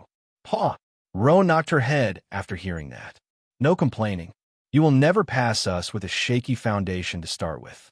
The worse your foundation gets, the slower your cultivation will be. If you really want to catch up with us in the future, you must follow my words. Rean patted Malaka's head, but still agreed with Roan. He is right. If you want to become a strong female warrior of the tribe, you must do as Roan ordered. If you don't, I will take my staff back. Malaka quickly embraced her staff as if her life depended on it. All right. No taking back. I will properly train and not cultivate. Diakar, Opral, and the twins laughed out loud after that. She's really a kid indeed. As planned before, they moved deeper into the forest. Now and then, they would find a stage 1 demon beast, which Malaka would be responsible for dealing with. After walking for a day, Rean took a map from his bag to check. We should have left the outskirts and entered the inner region. From now on, we might find a few stage 2 demon beasts. It was then that Sister Orb's voice appeared in their minds. New mission available. Acquire an Azure spiritual flower from the Azure Hyena's territory. Mission reward. Authority level increased by 1. Destiny points reward, 20. Mission time, 48 hours. Rean and Roan were taken aback by that sudden mission. Sister Orb had never given a mission before. Roan agreed. For her to take the initiative, this mission should be quite troublesome. We have the option to ignore it, though. Mission failure cost, 100 destiny points. If hosts don't have enough points, hosts will be eliminated, and the search for new hosts will start. Rean looked at Roan with a frown. You just had to open your mouth, right? Fuck you. If I haven't commented that, you would definitely do so. In the end, they only sighed. Forget it. We don't have time, so we need to find these Azure Hyena's territory first. There is no need. The map I bought back in the tribe is quite good. If it isn't wrong, we are half a day away from there. It is located even deeper into the Juron forest, but not enough to enter the core region. All this conversation was made through the connection between their souls, so Diakar, Operil, and Malaka didn't hear anything. All right, I have decided where our training will be.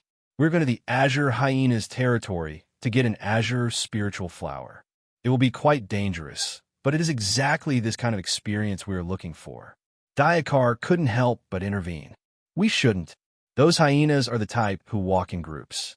Besides, there's always a leader at the peak of the second stage that controls their territory.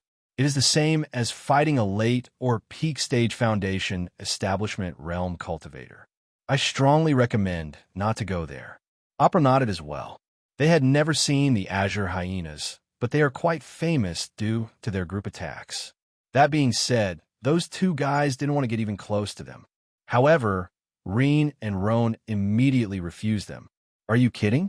If we don't go, we will die for sure. No complaining. That is where we are going. If you think you can't take it, then you can stay behind or go back to the tribe. Roan and I can find our way back. Diakar and Operil obviously couldn't do that. Although Rean and Roan are stronger than them now, they are still considered their protectors. If they return to the tribe alone, Yuri will probably take their heads. With teary eyes, Diakar and Operil were forced to follow Rean and Roan. As for Malaka, she didn't really care where to go.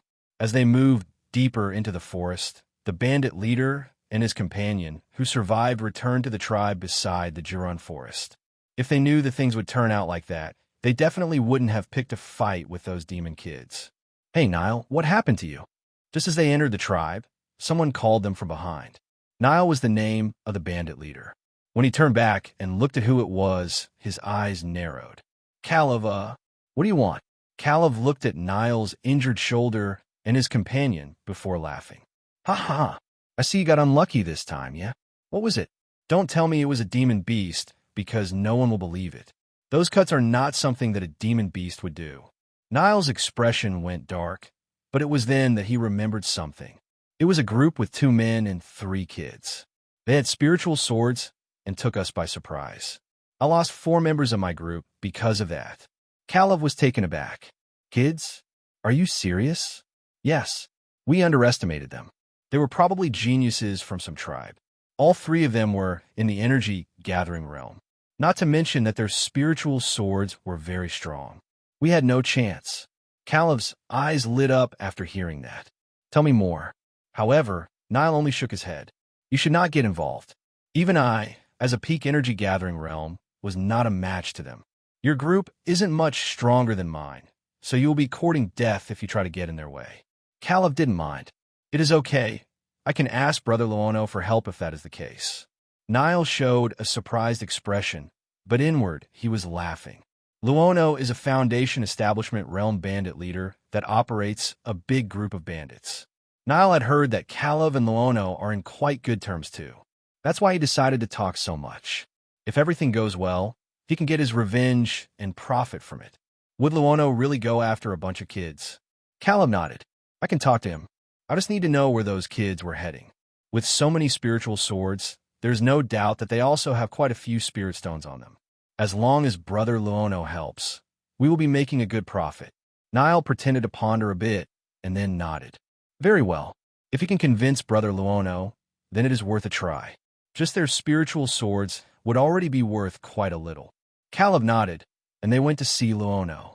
As bandits who operated in this forest for so long, it wasn't hard for them to follow the tracks as long as they knew the general direction of Rean's group. Unaware of what was happening behind, Rean's group arrived at the Azure Hyena's territory. Of course, since they entered the inner region, they began to find stage 2 demon beasts. There was even one that forced Rean and Roan to flee. It was a demon dark eagle, a stage 2 that had the power of a middle stage foundation establishment cultivator. The twins covered the back while Diakar and April ran ahead while carrying Malacca. With the twins' teamwork, they were able to hold back until the eagle finally gave up. Sometime later, they met again with the others and continued their journey. However, once they entered the Azure Hyena's territory, they stopped seeing any other demon beast. It was evident that the other demon beasts didn't want to get close to this place. Now, then, will we find that spiritual azure flower? Roan pondered a bit before saying, since Sister Orb gave this mission that can increase the authority level, it shouldn't be simple. It is most likely located in a place where those hyenas would be watching all the time. Rean agreed with Roan. The twins then looked at Diakar and April before telling their plan. All right, as you can see, no other demon beasts are coming close to these hyenas' territory. In that case, you three should stay hidden here. Roan and I are going ahead to try to get the azure spiritual flower. Diakar wanted to say something, but Roan stopped him. Be it you, April, or Malacca, you will only get in our way. It will be easier to hide if it is only the two of us. Not to mention that if we are discovered, it will be much easier to flee if we don't need to worry about you three. Don't forget, Rean and I came here to train ourselves, so we have to do it alone. Although it was hard to accept it, Diakar and April knew that they were speaking the truth. Considering the level of danger in this place, there isn't much the two of them could do. Malacca wanted to follow them too, but Dakar held her back. In the end, she could only give up.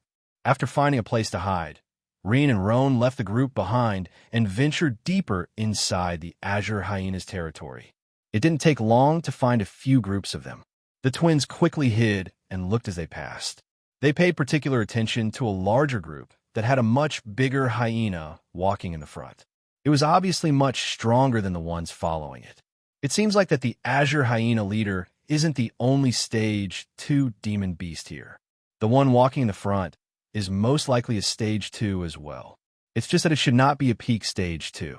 How should we deal with it? Rean then suggested. We first have to find the azure flower. Only then can we think about a plan. Anyway, the best one would still be to lure the tiger away from the mountain, so we might try it after ascertaining the situation. Roan agreed with him, and they continued to sneak into the hyena's territory.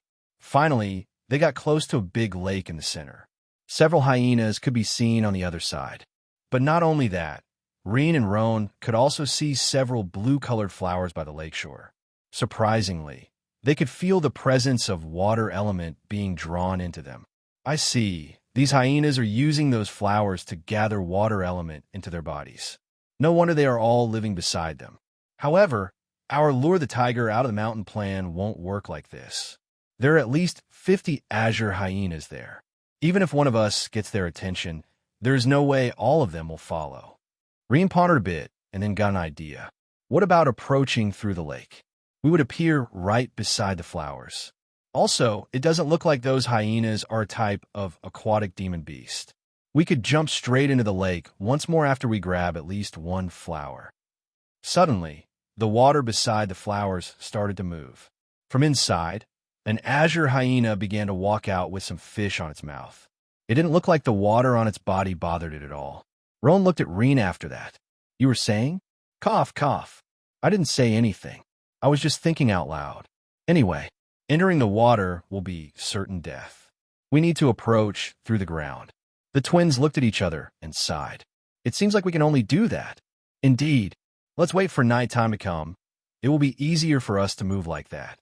Quite a few of them will be sleeping as well. Yes, but we can't forget our smell. Let's move to the borders of their territory and kill one of the hyenas' groups. The outside groups don't have stage 2 between them, so it shouldn't be hard to do so.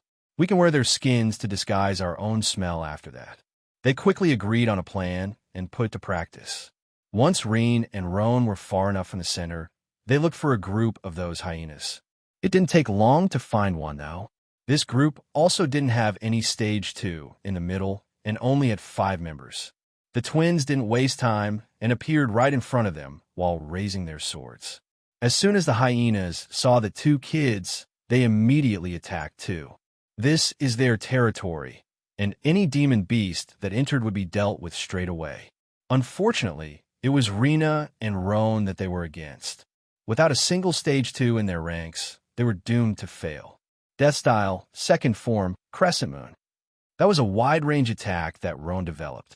With the 2 of them attacking together and their spiritual swords, the hyenas group was immediately cleaved in half. The difference in combat power was just too high. The twins didn't waste much time and removed the skins with their swords. This is still inside Azure Hyena's territory, so they need to be fast before a new group appears. After taking what they needed, Rean and Roan left straight away. The death of those hyenas didn't seem to affect the others very much, but that was understandable.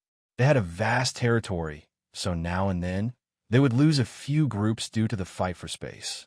The night quickly came while Rean and Roan kept hidden on the other side of the lake. By now, they had already prepared the skin to cover themselves when they go there. Everything went quiet, and you could only hear the sound of a few hyenas that weren't sleeping for some reason. They waited several hours, but noticed in the end that some hyenas would always be awoken. If they kept at it any longer, the day would come, and they would need to wait for the next night. Roan then looked around before saying, "No other way, let's go." He started to gather spiritual energy around his body and manipulate it to assimilate the dark element on the surroundings. After seeing that, Rean said while laughing, "My beloved brother, come, give me a hug." Roan felt a chill on his back and instinctively jumped away. "Hey, if you stay far, how do you expect me to fit inside your spiritual energy range? Fuck you. If you say something like that again, see if I don't kick you while we are in the middle of the hyenas." Rean laughed even more. Of course, not loud enough to alert the hyenas in the distance. Rean and Roan then got close together and put one arm around the shoulders of the other. They looked like 2 drunk guys who were relying on the other to not fall on the ground. It was apparent how neither side liked it either. "Let's go." Rean nodded, and he started to control his light element as well. But instead of gathering it, Rean used his light element control to make the little light around to circumvent around Roan's dark element cover. Although it wasn't perfect and Rean couldn't bend all the light, the majority definitely moved.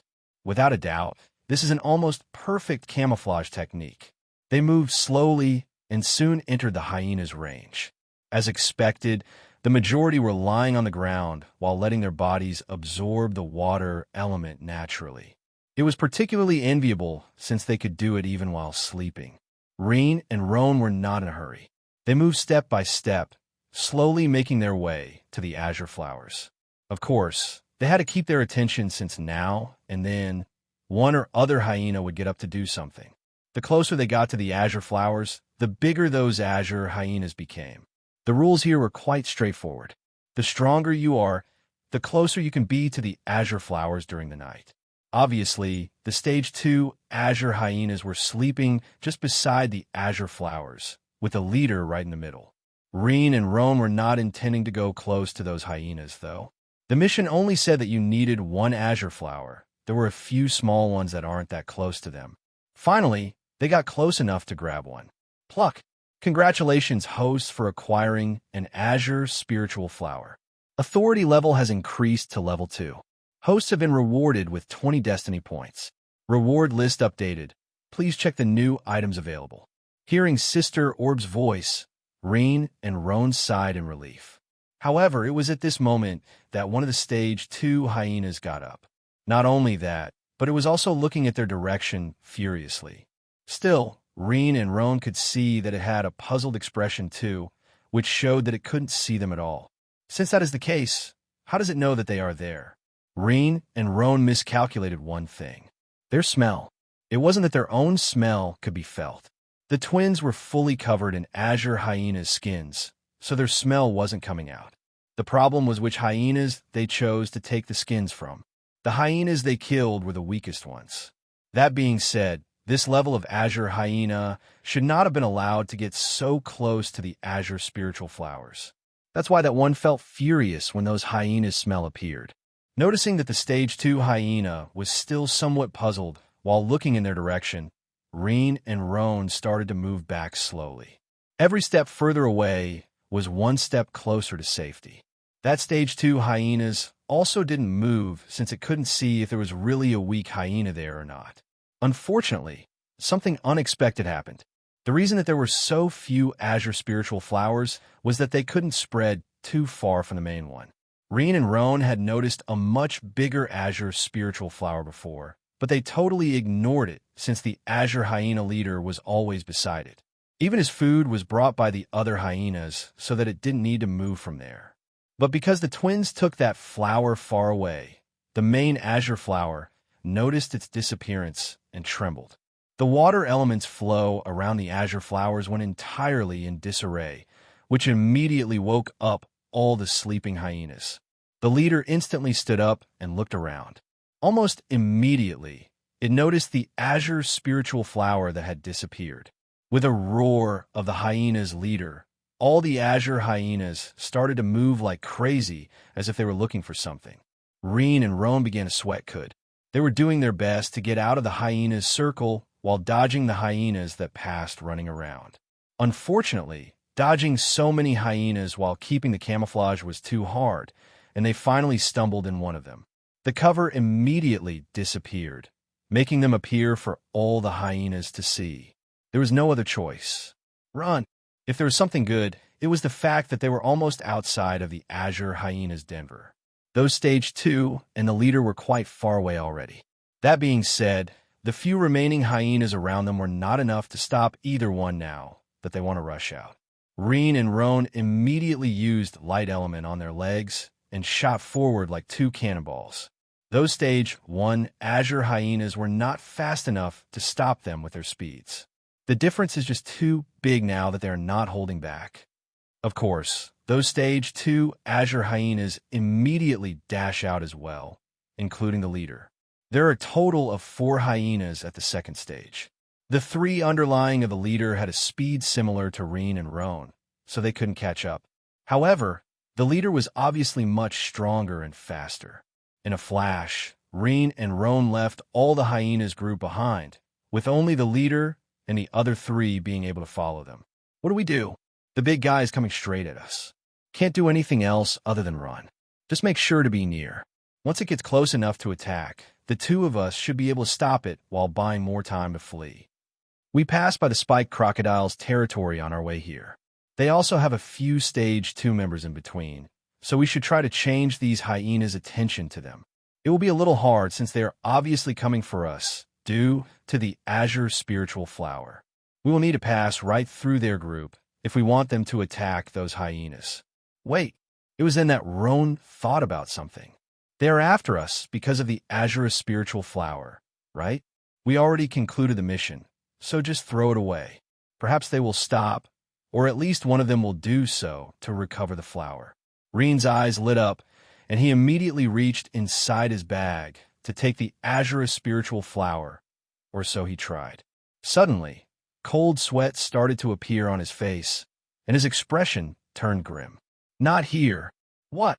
It's not here. The azure spiritual flower is not here. How the hell it's not here? I saw you putting it inside the bag. How did you lose it? Lose your ass. It simply disappeared in thin air. Rean and Roan looked at each other and seemed to have reached the same conclusion. It was also at this moment that they received a message. Assimilation of azure spiritual flower complete. Burp. Cough, cough. Authority level 2 fully unlocked. Sister Orb just burped, didn't she? Incorrect. Burp. The twins felt like crying, but had no tears. What incorrect? Do you think we are deaf? First of all, since when you have a stomach. Of course, they did not stop because of that. Rean and Roan used their anger to put even more effort into running. The hyena leader finally caught them and pounced at Roan. However, since the twins were close to each other, they were able to defend together. Clang!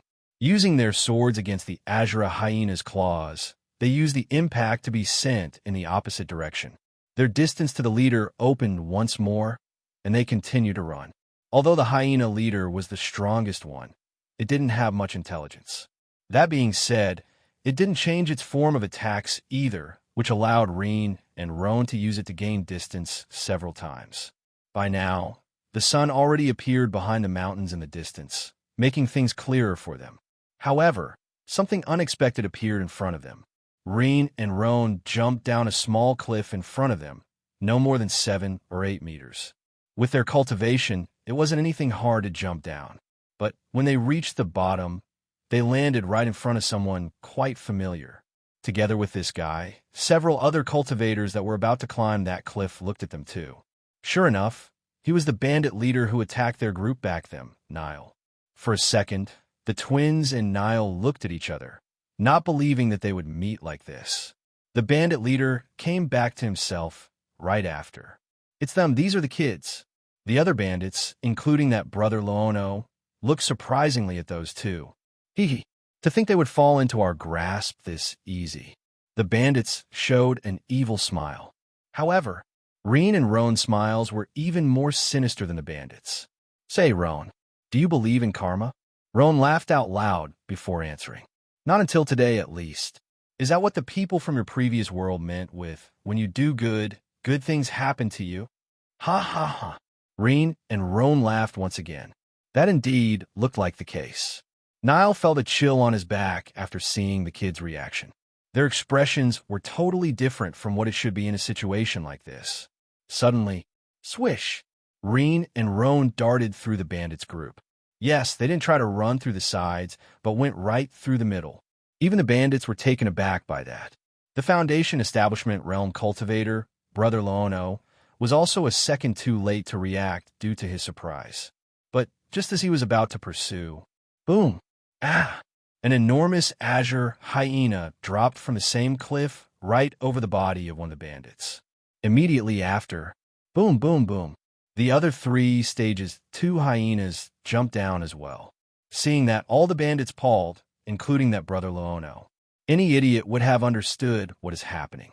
These hyenas were obviously pursuing those twins, and they had just become their scapegoats. Seeing the group of bandits in front of them made the hyenas crazy. In their eyes, they looked just like the kids who stole the azure spiritual flower, so they showed no mercy. It was then that Loono remembered the twins and looked in their direction. However, those two were already long gone. All the bandits immediately began to run to all sides. However, the so-called Brother Loono was the only Foundation Establishment member in the group. The rest were all in the energy-gathering realm. Not too surprisingly, the Stage 2 Azure Hyenas started a massacre. Brother Loono didn't even try to stop it. He simply turned around and used the other bandits as his own scapegoats. There is no way he could fight all 4 at once. First of all, he is only a middle-stage Foundation Establishment Realm Cultivator.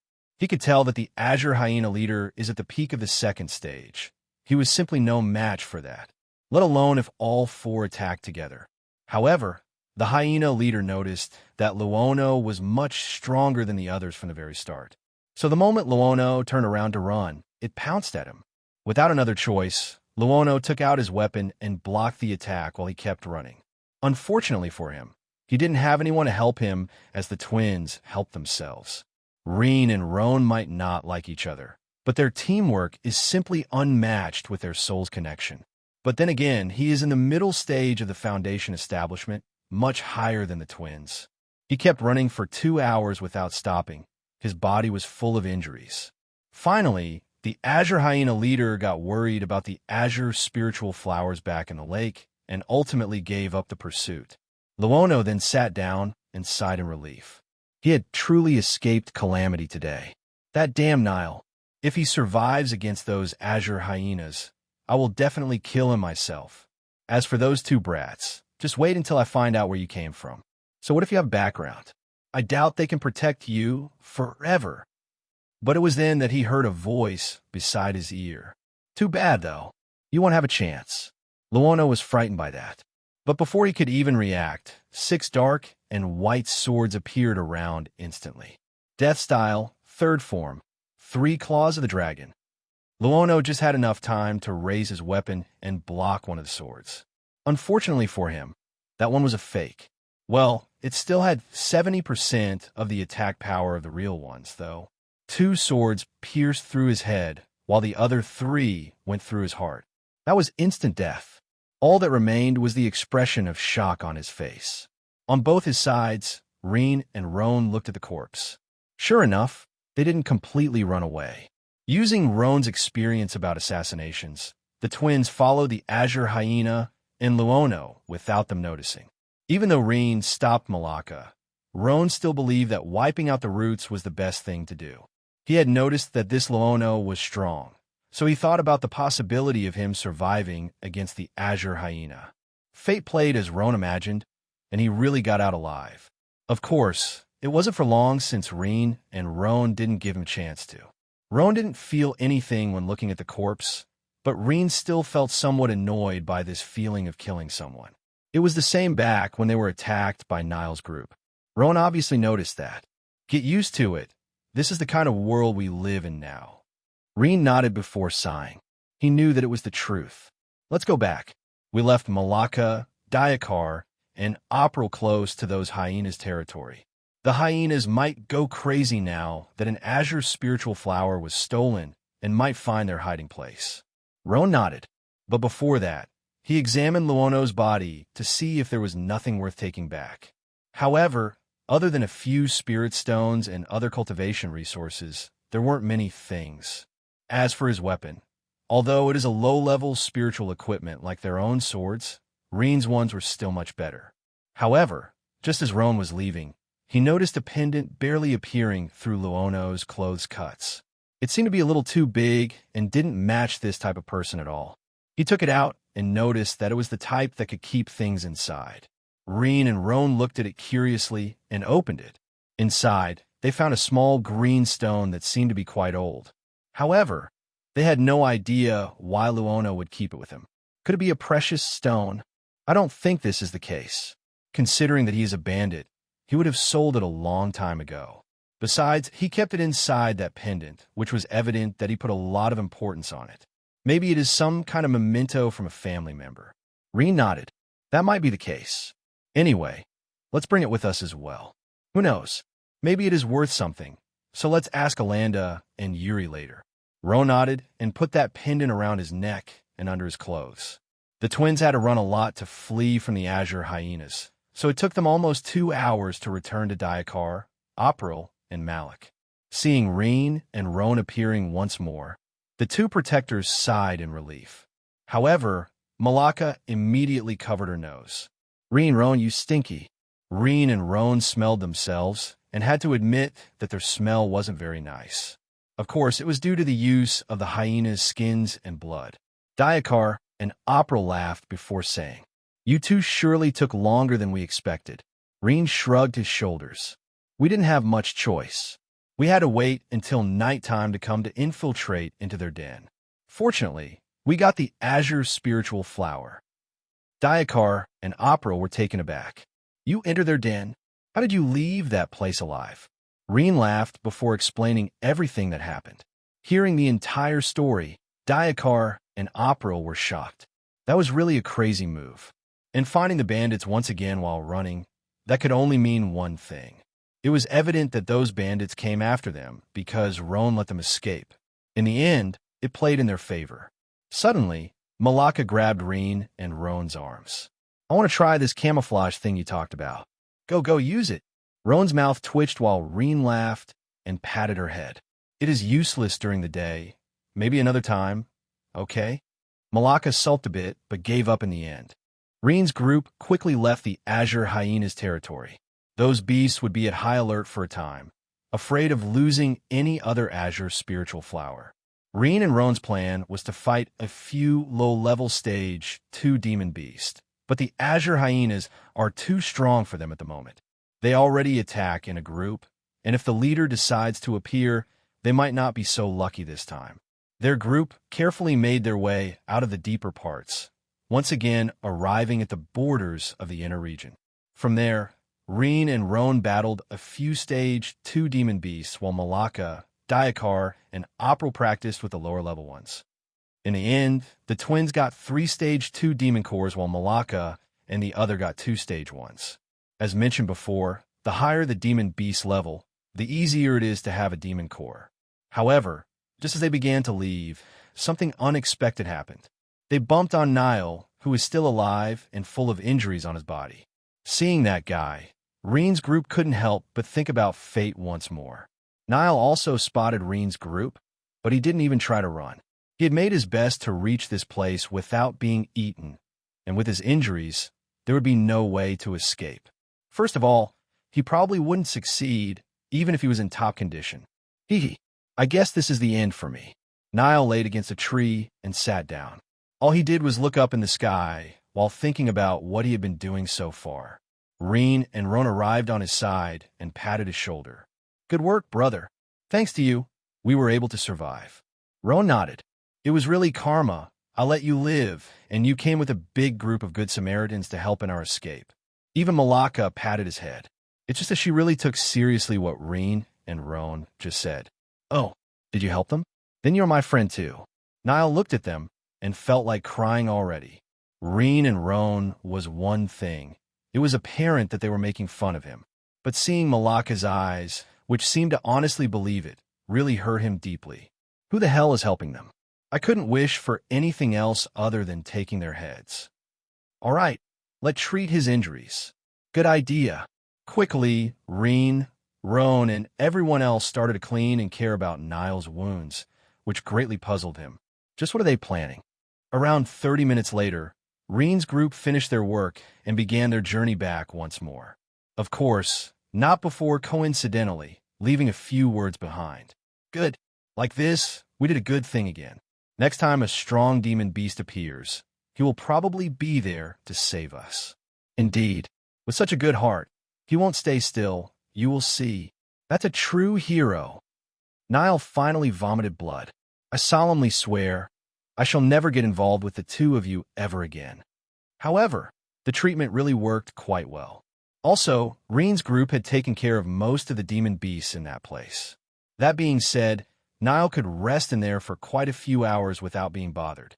When he returned to the nearest tribe, he really couldn't believe he was still alive. The image of the white and black-colored kids was firmly engraved in his heart. He will make sure to stay as far as possible in the future. Rean's group also stayed in one of the tribes that existed close to the Giron forest for the night. The next morning, they left and went back to the Varan tribe. Once they arrived, Malaka's mother came running and hugged her tightly. Alanda's group had come back already with the other kids, but Malaka was nowhere to be seen. Alanda explained that she had gone on another route and would take longer to come back since it was a different training type. Still, it took longer than he himself expected. Mother, I'm fine. I was just receiving a special training that Tri Vice Leader gave me. Mother knows. Still, I was too worried. Let's go home first. Before Malaka disappeared in the corner, Roan warned her. Malaka, don't forget, no cultivation. Otherwise, you know what awaits you. Malaka shuddered a bit and quickly nodded her head. Alanda felt it to be strange and couldn't help but ask why. After hearing Rean's explanation, he was surprised to hear that she already got into the middle stage of the energy gathering realm. But he nodded in the end. Her cultivation is going too fast. She has to stop it for some time to stabilize. Anyway, can you tell me now where you went and what you did? Rean laughed out loud. Until the very end. They didn't tell Alanda and Yuri where they were going. Sure, let's go see Yuri. There is something I want to show you too. Diakar and April also followed, quickly arriving at Yuri's house. In his cultivation room, they explained everything that happened in that place. You two are simply crazy. Why would you even adventure inside the azure hyena's den? It's not like you needed that azure spiritual flower, no? Rean and Roan grimaced. The thing is that they needed it, and a particular glutton orb wouldn't let them go if they failed. Cough, cough. It was also part of our camouflage training. Anyway, we are fine and already know the effects of that skill. Roan just ignored their anger and took out the pendant from his neck. He then opened it and took that green stone from inside. Anyway, can you take a look at it? We found together with the Foundation Establishment Bandit. It might have no value, but it seemed quite important for him. Alanda didn't recognize it, but Yuri's face went red as soon as he spotted that thing. A jade slip. Jade slip? Yuri nodded. This is something that only high-level cultivators can create. From what I heard, you need to be at least in the Divine Soul realm if you want to create one. Let me take a look. Roan passed it to Yuri and saw him putting that stone on his forehead. As I thought, Yuri passed the jade slip back to Roan. Put on your forehead, then use spiritual energy and spiritual sense at the same time. Roan did as he was told, and suddenly, a stream of information flowed inside his mind. Is this a map? Rean quickly took the jade slip and checked it as well. It really is a map. Wait. Rean reached inside his bag and took out the map he got from the Giron forest. Look, although this map is only of the outskirts and inner region, it is very similar to the jade slip map corners. There is no doubt that it is the same place. However, Alanda also took a look and nodded. It's far deeper in the forest, at the very core of the Giron forest. There is no way any one of us could go there to verify. Yuri agreed with Alanda. That place is the lair of Stage 3 and even Stage 4 demon beasts. I heard rumors that it might even have Stage 5. Anyway, we would be simply courting death to get close to such a place. Roan sighed and put the jade slip back in the pendant. That bandit was probably keeping it with the hopes of one day being able to go there. Well, I will keep it for the moment. When we get strong enough, we can pay a visit. Yuri would laugh if he heard it from someone else. But if it is the twins, they most likely will reach the level to do such a thing in the future. Very well. What are you two planning to do now? Rean's eyes shinned before saying, It's time to enter the Foundation establishment. We went to the forest to get used to our powers and stabilize our foundations through battle. Now, it is sturdy enough, so we can give it a try. Roan nodded. That is for the best. Our tribe is too weak, having only the two of you as Foundation establishment. With this business of the steel weapons, there is no doubt that quite a few eyes are on us at the moment. The Zaffa Bank will protect the Varen workshop, but the tribe is not part of their deal. Yuri was happy to hear Roan talk like that. Still, I think you two are being too fast. It has been only a few months since you entered the peak of the energy gathering. I'm afraid that you might damage your foundations like that. Are you sure that your foundations are really sturdy enough? Rean and Roan nodded. We are absolutely sure. There is no problem in making a breakthrough now. In fact, it was not that they're absolutely sure, but that Sister Orb allowed them to do so. She was the one to confirm that it was okay. The group talked a little more before the twins returned home with Diakar and April. Hamarlia, obviously, was ecstatic to see that they came back safely and didn't let them go from her arms for quite some time. After 3 years and the support of spirit stones, Hamarlia went from the bones enhancement to muscle strengthening stage. Their father, Turin, was in the organs change stage now. Due to their aptitude, even many spirit stones wasn't enough for their cultivation to go much faster. Of course, compared to what they would usually take, they are already 10 times quicker. After eating a meal, the twins returned to their room before entering once more into the Soul Gem realm. They looked at Sister Orb and were able to notice that she seemed more energetic now. Obviously, it was due to the azure spiritual flower. The twins wanted to kick her away, but were afraid of getting a beating again. Forget it. Let's check the reward list. They touched Sister's Orb together before sending spiritual energy inside, before quickly selecting the reward list. Other than the already available ones, an upgrade for bones and a new option appeared. Panther Bones, 50 Destiny Points. Spiritual Sense Absorption Upgrade, Level 1, 100 Destiny Points. Soul Gem Dimensional Realm Upgrade, 40 Destiny Points. Sister Orb, what does this upgrade do? The Soul Gem Dimensional Realm will be able to hold other objects.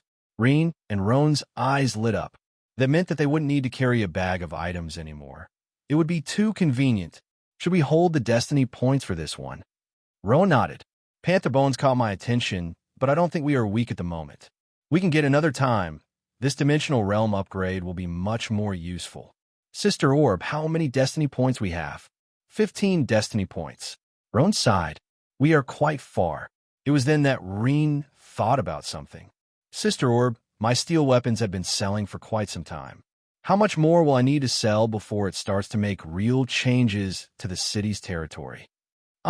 That's right, Dash. Cough, cough. Congratulations, hosts. The steel weapons have been spreading and are already regarded as the first choice for most. It is cheaper and stronger than the standard low-level spiritual equipments. Destiny points reward, 35. Rean and Roan's mouth twitched after hearing that. Sister Orb, you forgot to check, didn't you? The soul gem. Orb trembled a bit. Incorrect. The system only waited for the best moment to inform the hosts. Like hell you did. Roan couldn't help but ask after. It's been 3 years already since I passed my death style manual. There are even a few warriors who can use it quite proficiently. No doubt, the power of the tribe as a whole increased again, no? Congratulations, hosts. The power dash. Bam. Fuck you. Roan couldn't hold himself back and kicked Sister Orb away. You really forgot. Here's I thinking that we simply didn't get enough power yet. What kind of crap system are you? Seeing that, Rean began to sweat cold. Sister Orb then started to float once more until there were only 2 kids with round purple marks all over their bodies on the ground. Rean felt like crying, but had no tears. Why did you hit me too? I didn't do anything. Brotherly affection. The hosts must experience similar experiences to increase their bond together. Bullshit. Who the hell would believe you? After Sister Orb calmed herself, she continued with her explanation. Anyway, the death style thing gave you another 15 points of destiny energy. That's it. It seems like Sister Orb doesn't even want to pretend to be a machine anymore. Cough, cough. So we have 65 points now. My beloved Sister Orb, would you mind to upgrade the Soul Gem Dimensional Realm for us, please? Sure. It's done. It's done. Rean and Roan looked around and couldn't see any difference whatsoever. This was quite disappointing. What were you expecting? Fireworks? Shining effects? I just lifted a restriction, that's all. However, it was not possible before I got that Azure Spiritual Flower. So I guess I will thank you for this, at least. In the end, Rean couldn't help but laugh out loud. What is so funny? Oh, nothing much. It's just that this Sister Orb is a lot easier to talk with. That machine pretense was really annoying. Suddenly, Rean and Roan were sent outside the dimensional realm, which took them by surprise. They then quickly put their clothes back before commenting. It seems like Sister Orb can feel embarrassed too. Still, Rean and Roan could now feel a different type of connection between them and the Soul Gem dimensional realm. Rean took his bag of spirit stones and focused on it and the dimensional realm at the same time. VUP, right in front of his eyes, the bag disappeared. However, he could feel its presence inside the dimensional realm. Roan also tried the same thing and sent his bag inside. Seeing that, they couldn't help but feel delighted by it. Very well, half of the dimensional realm is mine, and the other half is yours, agreed? Rean quickly nodded. Agreed. Also, no touching without the other's permission. They quickly shook their hands and nodded at each other. Another thing, keep an empty bag with you all time. This way, we can pretend to take the stuff from inside. As for the sword, it obviously wouldn't fit inside the bag, so let's keep it with us outside. It would be annoying to explain from where we took our weapons out. Rean nodded once more. All right. Suddenly, light elements started to gather around Rean and Roan's body. The marks left behind by Sister Orb then quickly disappeared. Sister Orb's attacks were basically painful but didn't leave any real damage. With his control of the light element, Rean could heal them in just a minute or so. How should we go with this foundation establishment breakthrough? It is written in the dark and light element cultivation manuals. It seems like we need to build some kind of pillars that will support a future core inside our dungeons. Correct. Sister Orb suddenly intervened. Also, the number of pillars will determine your future accomplishments. That Yuri and Alanda, for example, have 3 pillars each. Rean and Roan were taken aback by Sister Orb's voice, but they quickly calmed down. How many pillars are possible to be built? Usually 9, but in your case, it has to be 10. 10. Yes, the 9 standard ones, and 1 extra for dark and light elements. This will put you far above others concerning aptitude and cultivation speed. The cultivation of a foundation establishment is given through the absorption of the spiritual energy through the pillars. The more you have, the faster it will be. I see. So Rean will need to make the light pillar while I will create the dark one. The opposite. The light pillar goes to Roan, and the dark pillar goes to Rean. Doing that will allow you two to exchange even more light and dark element between each other. Did you forget, Roan? You already have an affinity with the dark element, and it is at the highest level. A dark element pillar would make no difference for you. The same goes for Rean and his light element. What you two need is balance, which is why you will build 1 pillar with the opposite element. Wouldn't it generate a conflict between the two? In someone else's case, probably. But you two already have the connection between your elements. It has already become a natural thing to have the other's element at your control. Your foundations won't find anything strange to have an opposite element pillar there. What about the other 9 pillars? What do they represent them? Do they have elements? No, they're just neutral pillars. That way, they would be able to absorb any other type of element. You can build them with spiritual energy. Of course, the more you build, the harder it becomes. So make sure to have a lot of spirit stones available. The twins nodded. At least it made things easier. When the time comes to build the 10th pillar, I will give you my support the same way I did when you created your light and dark dens. After finishing explaining everything, the twins immediately took out their spirit stones. They had a lot of free time and nothing better to do at the moment, so they might as well go ahead with it. Concentrate the spiritual energy inside your dantians. Each pillar has to be aligned around the spiritual energy pool. Remember that these pillars will grow and break through the dantian shell, arriving on the outside. It is because they have contact with the outside world that they can absorb so much more spiritual energy. Rean and Roan nodded and followed Sister Orb's order. Suddenly, they felt like something like a lock was open in their dantians. It was quite a magical feeling. That is the proof that you can enter the foundation establishment. The acknowledgement of heaven and earth, which allows you to build the pillars. Without that, there would be nothing you could do. That is also why you can't create a foundation the moment you enter the energy gathering realm either. The twins nodded. Spiritual energy started to gather into a single point inside their spiritual energy pool. That is Rean and Roan's spiritual energy reserves. The place where they and all the other energy gathering realm cultivators take spiritual energy from. Sure enough, the pillars will be built inside Rean and Roan's pools. Suddenly, the spiritual energy began to take form. The first pillar base grew in size and slowly approached the shell of the Datian.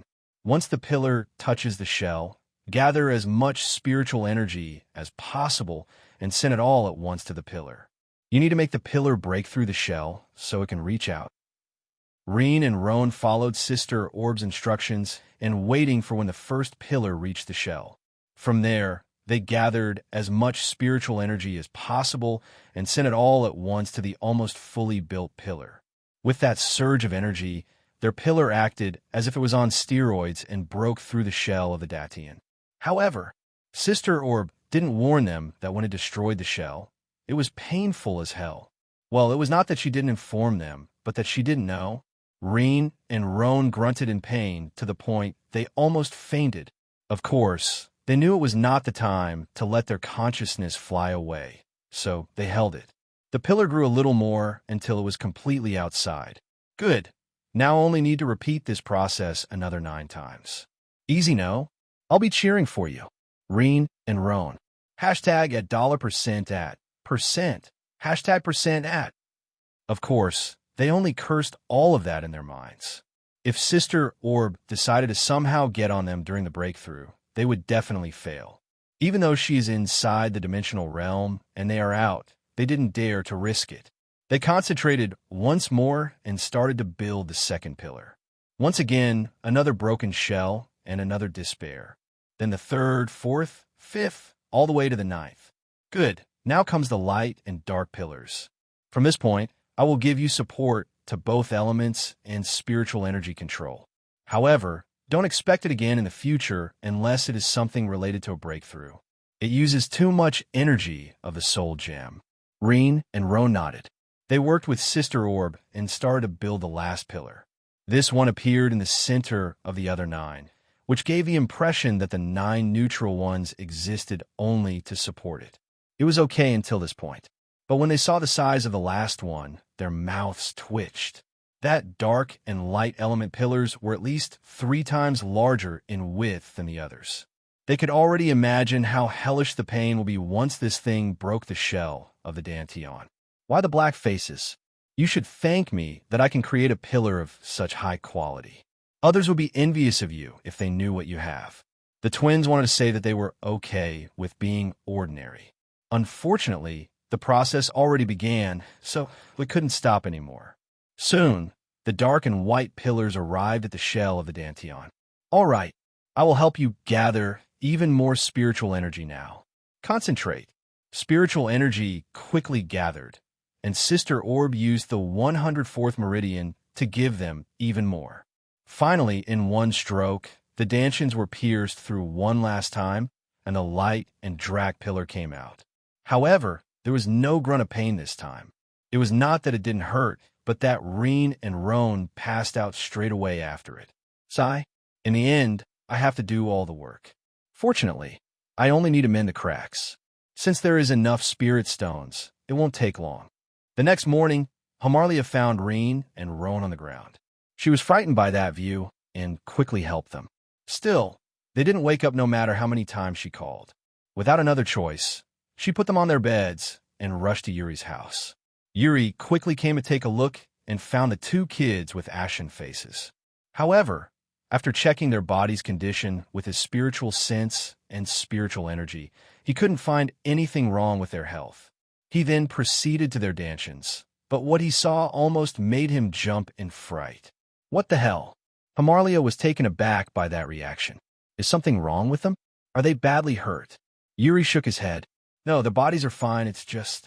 Well, they are now in the Foundation establishment realm. Hamarlia and Turin were taken aback. Foundation establishment, their 8 almost 9 years old kids? Was that a joke? Obviously, they were shocked too. However, Yuri wasn't worried about it. Roan had commented that they would try to make the breakthrough soon, so they being in the Foundation establishment realm didn't disturb him. What bothered him was something completely different. Yuri pondered a bit and then told the twins' parents. They are fine. It is just that the breakthrough had drained a lot of their energy. Just leave them in the bed for a few days, and they will wake sooner or later. Also, let me know when that happens. I have something to ask them. Hamarlia and Turin let out a sigh of relief. If Yuri is saying that they are fine, then it should be okay. Yuri gave one last look at the twins before leaving. The days passed, and soon 5 days went by. This morning, Rean was the first to wake up, with Roan following right behind a few minutes later. But as soon as they tried to move, their entire bodies contorted in pain. Hamarlia heard their grunts and rushed inside their room in a flash. You are awake, finally. Tears filled her eyes as she jumped to hug them. However, Rean and Roan were frightened when they saw it. Stop. Too late. She didn't care about their shouts. Ah! The pain they felt through that hug was even worse than the 9 neutral pillars. They just couldn't tell if it was worse than the light and dark ones because they instantly fainted. Sorry. She quickly let them go while looking at them, still crying. Well, now even Rean and Roan were crying too, but for a completely different reason. After rebuking the 2 for over an hour, Hamarlia finally asked April to call Yuri over. Sometime later, Yuri came back with Alanda, and for some reason, Malaka was there too. Rean and Roan looked at Malaka, puzzled. Sigh. She found out about you 2 passing out, so insisted thousands of times that she wanted to come. Rean then laughed out loud. I see. It seems like you're missing our fighting lessons. Don't worry. After we recover, we will double the time just for you. Ina Malaka's face became ashen. You bullies. She turned around and dashed away as if there were monsters in that place. Yuri and the others saw that and laughed as well. Anyway, I knew you were going to enter the Foundation establishment realm. That is okay. But what the hell happened with your dantions? Rean and Roan looked at him, not understanding what he meant. You mean the 10 pillars coming out? Yuri nodded. How did that happen?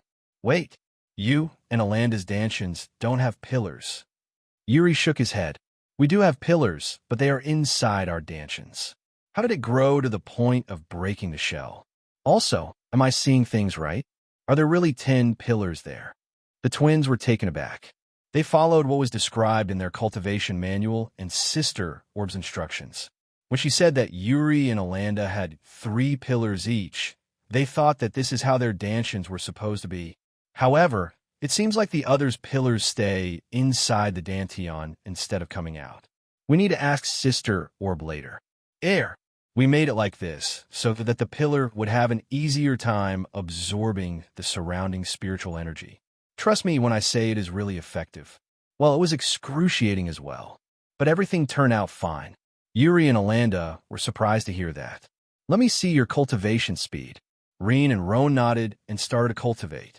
The exchange of light and dark elements began, and the balance was quickly achieved.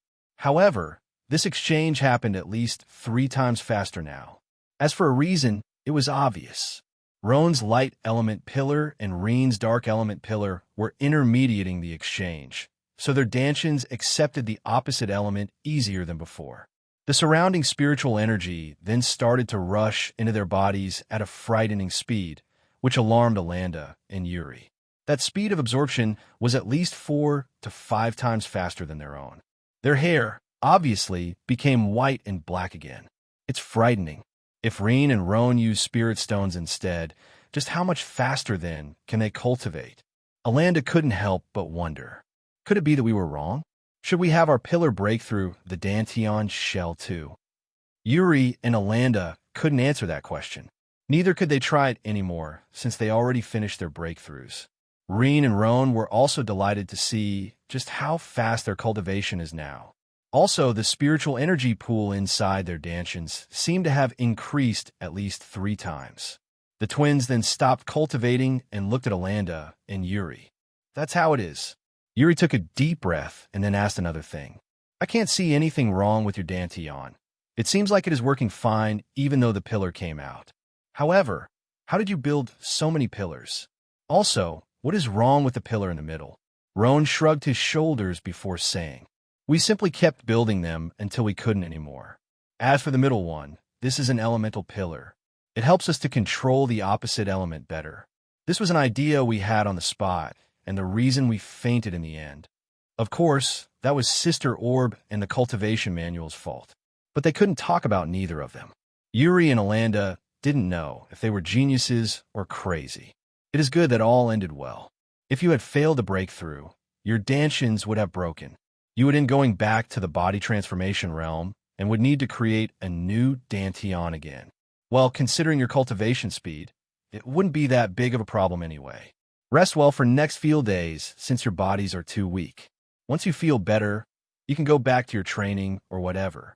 Well, you two are also adults, partially, so you know what is better for you. Rean and Roan nodded. The group talked a bit more before those two left. Hamarlia then came in to check on them, and after seeing that they were fine, she left as well. Rean looked at Roan and couldn't help but feel excited. The cultivation speed is so much faster now. We might be unbeatable in the world. Roan nodded.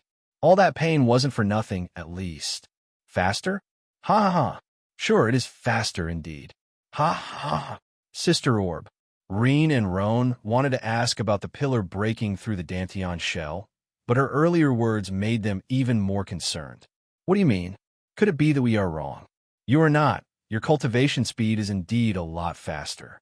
The problem is, your spiritual pool is much larger and deeper as well. If you rely only on heaven and earth spiritual energy, Alanda and Yuri might make breakthroughs earlier than yourselves. They were taken aback by those words. Doesn't that mean that it would take them several years for every stage of the Foundation establishment? It seems like you understood. That is also why we had to make your dantians like this. If not, it would take even longer. Well, that is only in the case where you have no spirit stones. Fortunately, Rean's Steel Project has resolved it for the moment. That being said, the time necessary will be significantly reduced. Of course, it also has its advantages. The amount of spiritual energy that you have now can be compared to a late-stage Foundation establishment realm cultivator. I reckon that if you two fight together, you should be able to fight that Azure Hyena leader that is a peak stage 2 demon beast. If you use Rean's spiritual swords, you might even win. Rean and Roan sighed in relief. At least, their increase in cultivation time was not without advantages. Just as Yuri mentioned, Rean and Roan were already back on their feet a few days later. They also returned to teach the classes after that. Even though they were already at this level, the twins still found it nice to help the kids, especially when fighting classes started. They could bull cough, teach the other kids proper weapon combat. In the end, Roan also made a few other manuals for other weapons like staff, spear, mace, etc. However, there were no skills for them. Creating abilities take a long time. So far, Roan only managed to create those 3 skills of the death sword style, so he couldn't waste time trying to develop skills for the other weapons too. The kids would need to rely on themselves in the future as they wanted skills. Of course, the majority of them used swords, so they could try his death sword style skills. It's just that Roan's skills were really hard to learn, so no one other than Rean was able to use even one of them. Even the warriors who used swords and had the manuals had a hard time trying to apply the concepts. Later on in a training field, Roan asked something that was bothering him. All the spiritual equipments you made so far were only low-level ones. Although they are much stronger than others at the same level, it doesn't change that fact. Why haven't you tried to make a high-level one yet? Rean sighed after hearing that. Do you think I don't want to? It is because we are poor. Roan's eyes opened wide after hearing that. Poor? We get at least 5,000 spirit stones per month. How can you say we are poor? Rean shook his head. The problem is not the spirit stones, but their quality. The spirit stones that we are using are considered rank 1 spirit stones, the lowest level.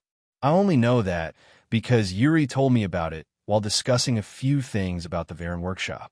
Later on, I try to look for high-level material for forging. Do you know how much the cheapest one, a spiritual or called Nathan, costs? Roan shook his head. He had always left Rean in charge of their weapons, so he had no idea. Rean smiled bitterly and then said, 1 kilogram of this is worth 1,000 rank 2 spirit stones.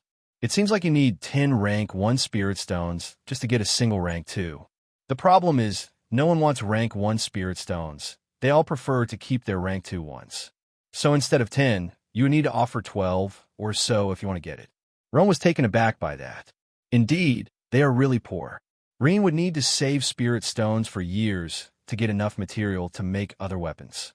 If it was just 1 kilogram, then Rean could save enough to buy it after 2 or 3 months. But that is not the problem. One must remember that Rean couldn't simply buy the ore and make whatever. He needs loads of it and other types so that he can test several types of alloys. Let alone 1 kilogram. Rean couldn't start anything without at least 100 of it.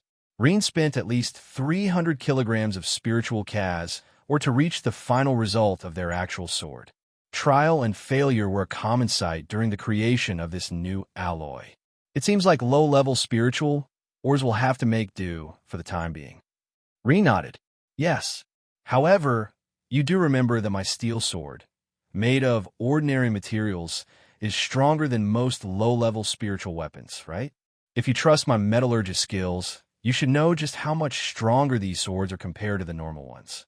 I dare say that I created an alloy good enough to be compared to the high-level spiritual metals already. Roan didn't doubt that. After all, he already tried an ordinary spiritual sword before and could tell that it couldn't even hold a candle to Rean's one.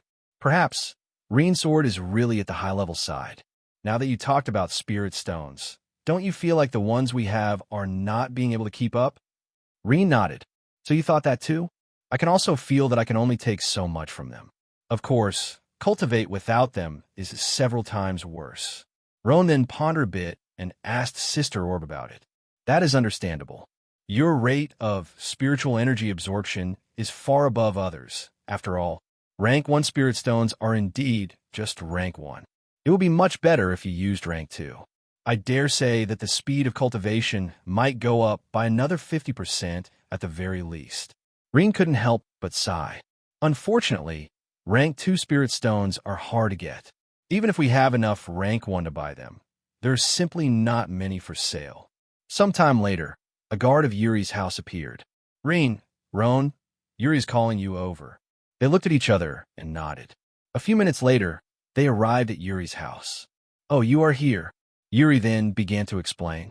I've been thinking about increase the number of steel weapons for sale every month.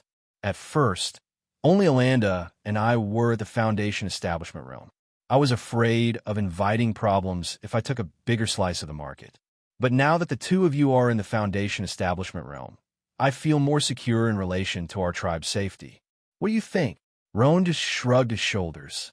I said to Rean, money issues are not my focus, combat is. If he is okay with that, then I don't give a damn. Rean immediately nodded. I was also thinking about it. So let's go ahead with your plan. Yuri laughed before he and Rean started to discuss the details. Roan only stayed on the side and didn't intervene since he didn't care. As long as he has spirit stones to cultivate, then that is fine. Suddenly, an elder barged inside the room like a hurricane. T-Tribe leader, you need to come with me quickly. Yuri and the twins were taken aback. Still, Yuri understood that it was urgent, so he immediately followed the elder. Rean and Roan wanted to go together, but the elder looked at Yuri as if saying that they should go alone. Don't worry about them, just show me the way. Receiving Yuri's confirmation, the elder quickly brought them to the aptitude test hall.